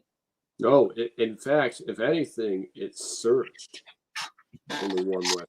It's surging with the cool weather. And now, no, it was already surging with the warm weather. So now, I think the listening to the infectious disease professionals, the epidemiologists that are in the spotlight, all right, listening to them, what they're saying, and seeing how long the pandemic has been worldwide, even though it's under control in most other countries, but seeing how it's still here and how it doesn't go away, I think it might have been a mastermind created in a laboratory for biological weapon purposes, and it got out, it escaped. It doesn't have to be a biological weapon. It is. I mean, something like this that doesn't want to go away, and something that spreads so rapidly. Kind of like Trump. Yeah, he doesn't want to go away either. He wants to. They say he wants to get Amy Barrett, whatever the fuck her name is, nominated so he can cry that the election was rigged if Joe Biden wins, and then have the Supreme Court vote on him overturning Joe Biden's election. You know what's so sad? Amy Coney Barrett, when asked about coercion, voting coercion, she could have referenced something, and this is kind of a lefty thing, but she could have referenced a movement that was forcing people to vote for Obama in the polls in 2008. There were people forcing people to vote for Obama in 2008. They were going up, intimidating them, and she could have referenced that. Instead, she says, stare decisis renders me unable to comment on matters without contextual evidence. Yeah, there was something that happened that we were actually guilty of. And you don't reference it, so that was very weak on her part. That she did not mention that particular. I can't name the name, but the particular movement that was going around. I mean, that was still happening in 2008. Intimidation, pressure, coercion. Two's enough. But yeah. I don't know why she's so inconsistent. It seems like she only wants to be writing law if it's a conservative credential. And I'm conservative, but it seems like she only wants to write laws if it's a conservative thing. She won't give any light of day to any liberal thoughts that may have precedent. It's ridiculous, man. She seems completely one-sided. Yeah. Yeah. Sorry for owning that whole segment there, but it's just I just wanted to say that. It's just here she is all about precedent. It's only about I need a break sometimes too. I like to listen. I like to relax and listen. oh yeah, you like to let other people speak because that's actually easy on your system too. It's if people just let somebody else speak for a second, then that could actually be easy for them too, because they could take like Well, you know, after you're talking for a long period of time, and you're going back and forth with a co-host, and it gets tiring. You need a break once in a while. It could be a snack, it could be something to drink, it could be a bathroom break, it could be just like relaxing and listening to another person. Man, I think I woke up in the tub last night. I took a bath, and then I think I woke up in the tub after a while. I think You passed out in the bathtub. I might have passed out in the bathtub. Yeah.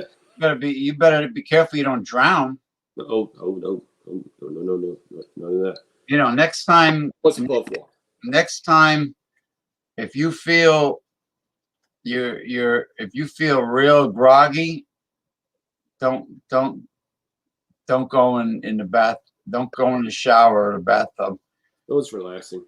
But, do it the next day. Do it the next day, because if you take a shower and you're dizzy and groggy and sleepy, you might slip and hit your head. Yeah. And if you're in a bathtub, you might pass out in the bathtub and slide underwater and drown. Wait, I got something. I can't demonstrate it because that would be fucked up. But I got something. I want to. All right, okay, no problem.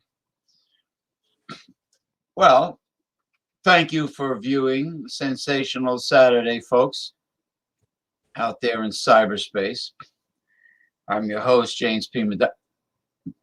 Oh, you got a trimmer. You got a battery operated or rechargeable? This guy's is incredible. Just all you have to do, like brush it to your body. No, you hover. It's simple. You hover. No, let me talk to people. Yeah. What company? Wait, but you know who I'm channeling? You know who I'm channeling here, James? It'll be beautiful. It'll be beautiful. What company makes it though? Manscaped. Oh, you got that one. Oh, the Manscaped. The macho Manscaped. I wanna be a macho man. You know what?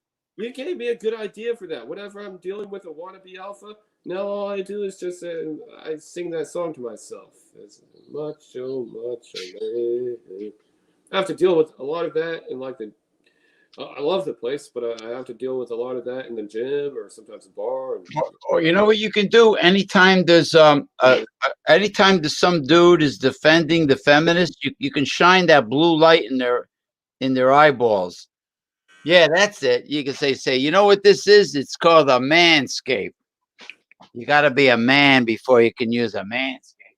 Well, they might do that still. They might still do that.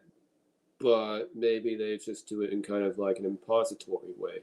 When I like something, when I'm about something, I don't put it all up in somebody else's face. It's just, here's what I like. If you want to get a ticket, then cool. My train is my train. If you don't like my train, then fuck off and wait to get a ticket on another train. It's not like trains kind of go choo-choo and then they come back to the station because, oh, wait, we forgot. No, they don't do that. They get toward the last station, then the conductor goes toward the back of the train, then the train starts going back toward the stations that they already went to. A train does not switch tracks, I don't think. I think a train it goes toward the place that's the destination, and then it comes back. And I think that's just how trains roll. Rarely, I don't think I've ever, James, seen a train switch tracks. Trains don't switch tracks, right? I mean, because tracks have an ending point. They have the ending point, kind of like these two double motherfuckers here. So, if you want to be a part of what I'm about, then cool. But if you do not take a ticket, then fuck off. Wait for another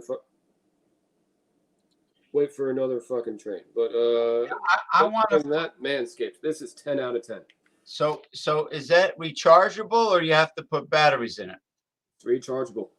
Oh wow, wow. Oh, that's the commercial I see, Manscaped. Yeah. Oh, you see a commercial for it.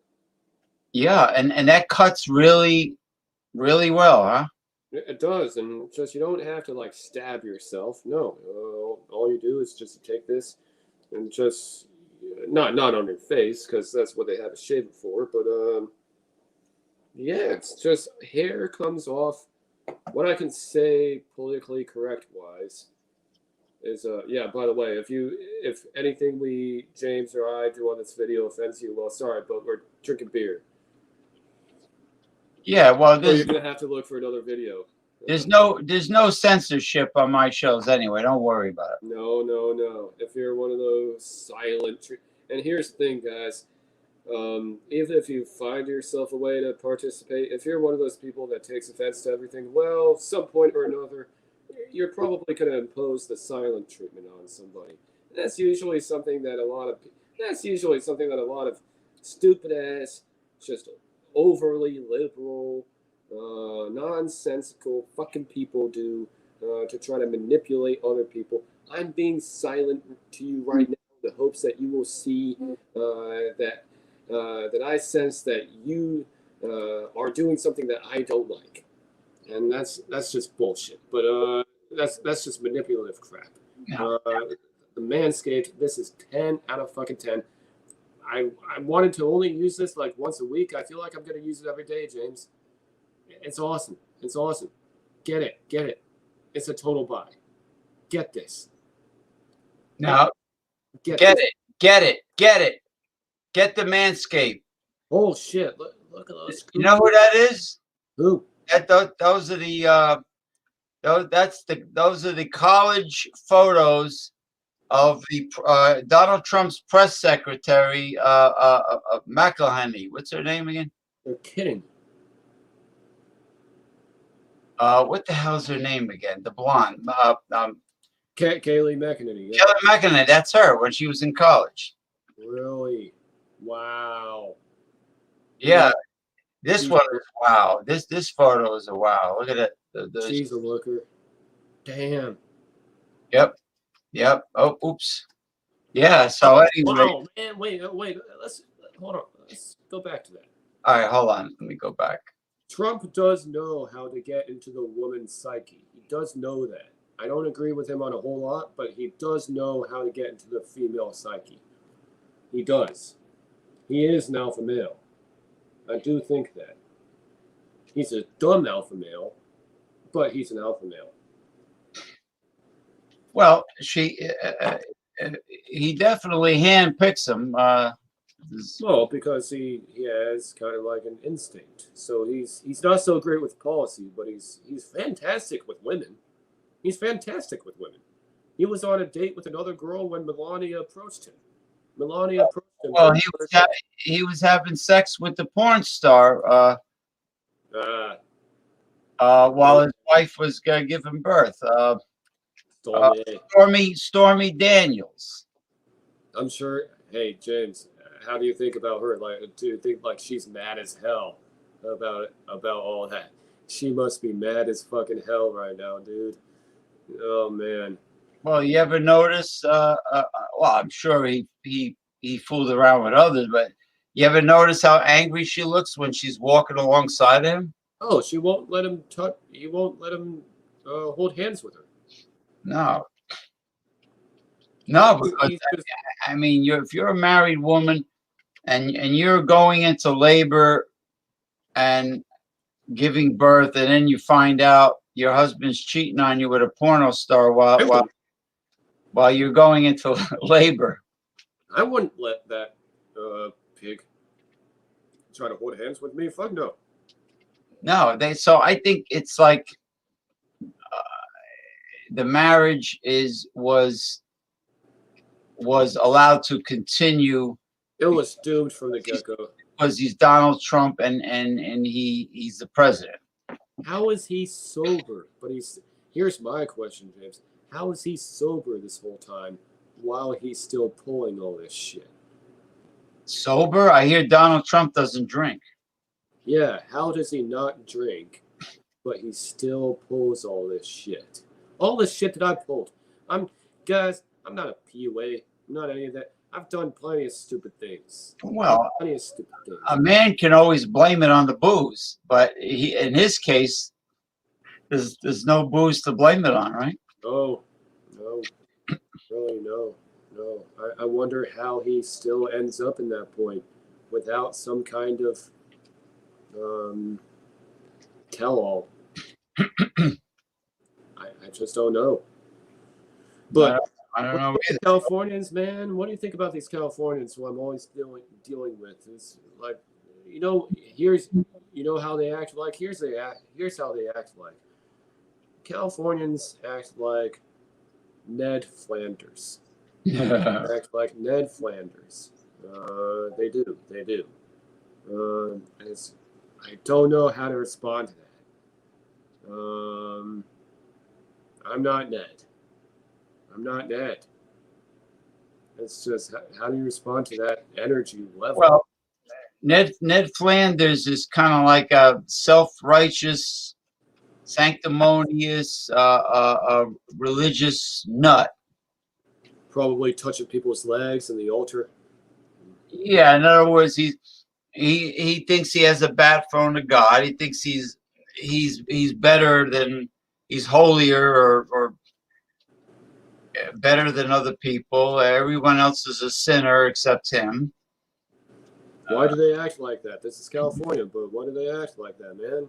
I don't know. I think who's the creator? Matt Koenig of the Simpsons. I'm gonna go off screen in a second here just to verify. So Matt Koenig. screen doesn't mean you can't hear me. He said the same thing that Matt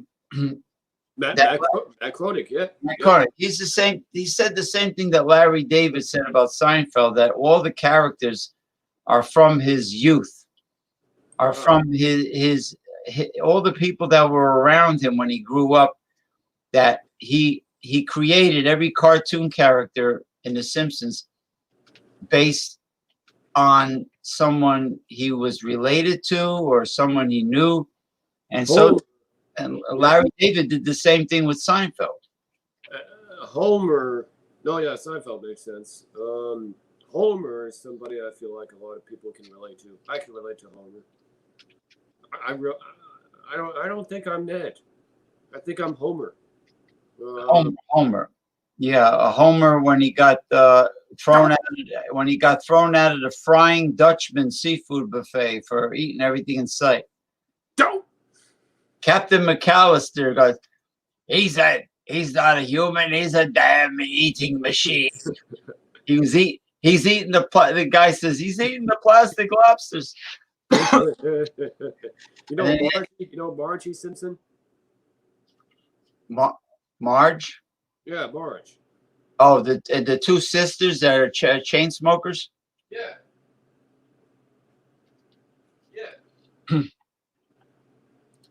Yeah, I like Marge. Marge is kind of like Agnes or Ingrid or Wendy or Willa. I remember when Marge became like an MMA fighter. Yeah. Remember that? She got real.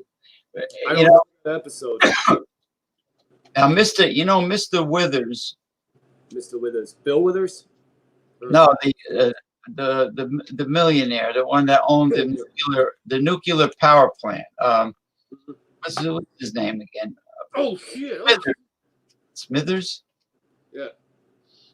Yeah, he and his little ass kissing buddy. Yeah, he looks. They made him look like Jacob. Um, Jacob Rothschild, the the head of the Rothschild family. Oh yeah, I think The Simpsons kind of like Family Guy. They always make fun of celebrities too. I think. Yeah, yeah. So and then there was the three-eyed fish. That was an early episode, right? And the river next to the nuclear power plant. A Family Guy.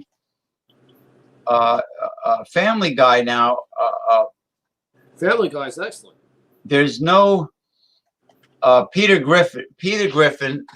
There's no town called Quahog, Rhode Island, from what I heard. Yep. You know what a quahog is? It's a full-grown clam. Quahog. I've heard. Oh, it's a giant clam. It's an Indian name. It's a giant. It's a full-grown clam. Oh, yeah, that makes sense now. Okay. A quahog, and then the name of the bar was the Drunken Clam. And what about? 59 minutes in now. I could go on over to Facebook. We could continue the powwow there. Yeah, what was the name of that guy? Glenn, his neighbor. Glenn. The guy who was always fooling around with women. He was addicted to sex. Glenn.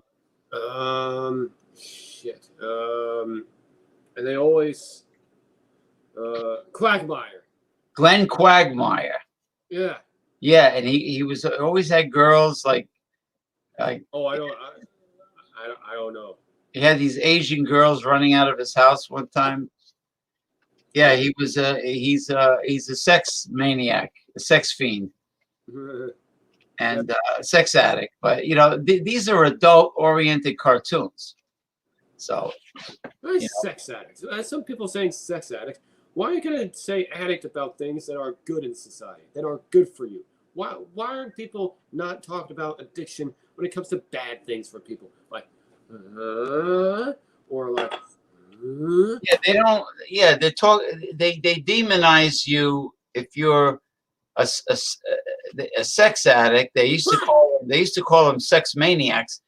And you're doing something good. You're doing something good for your soul. How are you hurting? I mean, crime. I mean, you could make your life very difficult and complicated by being having a sex addiction. Oh, would it be better to be a prude? I mean, all those Me Tooists. Well, the feminists want men to be like celibate eunuchs and they don't want straight people to get together. They don't want heterosexual people to get together.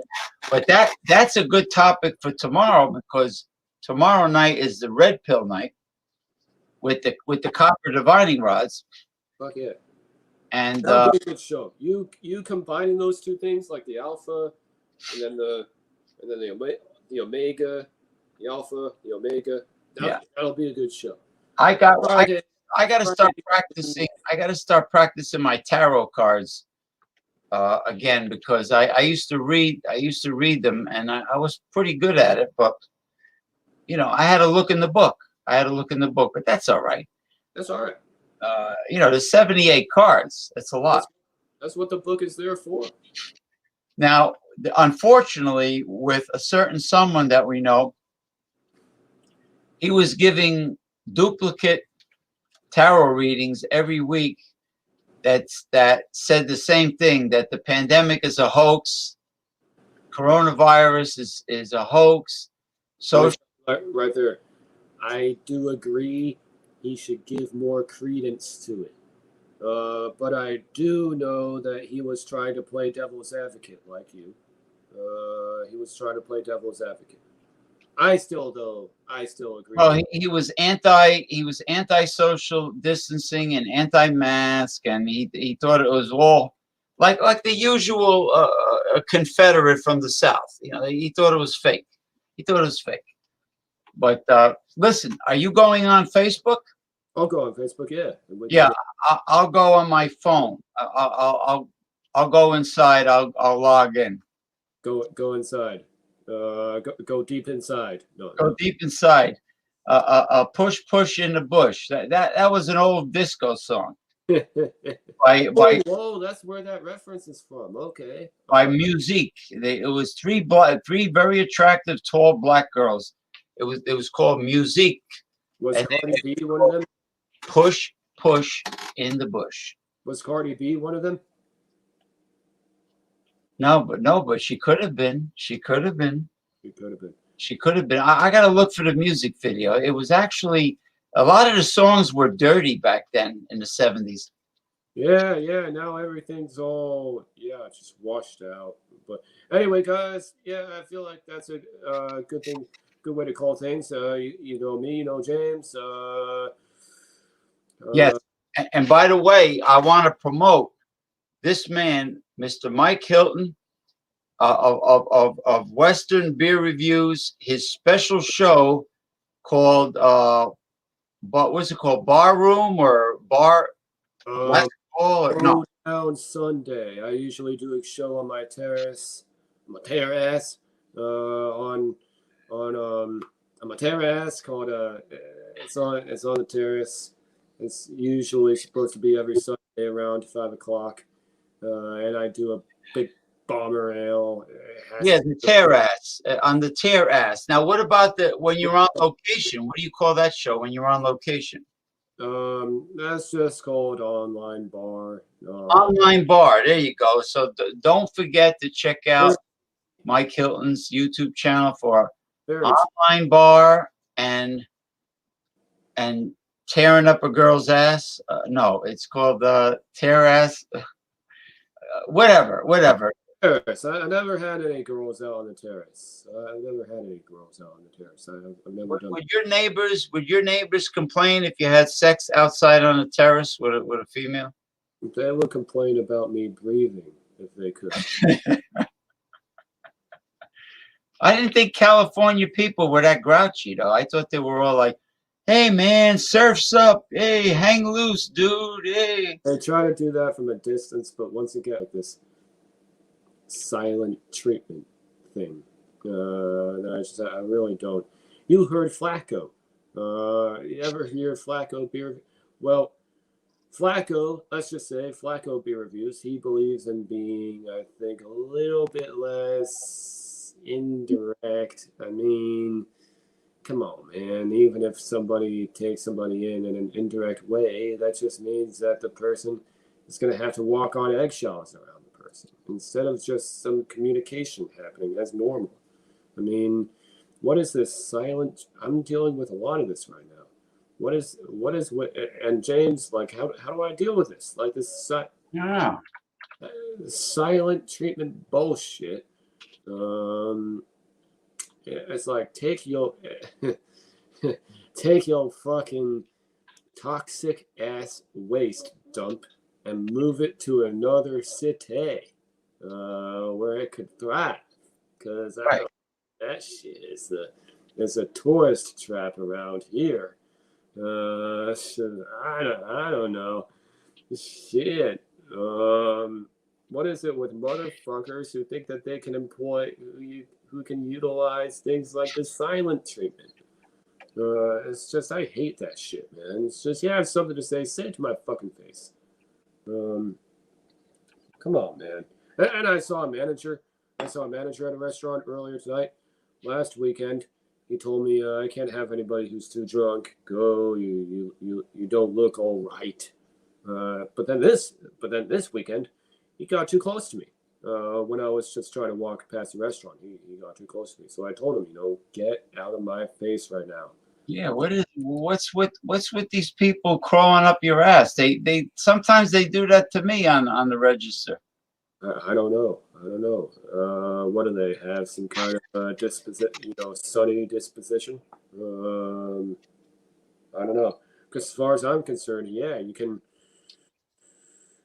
listen to people, you can take feedback, but feedback and being a doormat are two totally different things. They're two totally different things. You're right. You're absolutely right. Anyway, I'll catch you over on Facebook. Thank you, everyone, for watching and listening to Sensational Saturday with both Ronnie Simpson, Mike Hilton, and with a visit by Daryl Messias and John Anilli. And I'm James P. Madonna, your host. See you next time. Bye-bye. Good night. All right.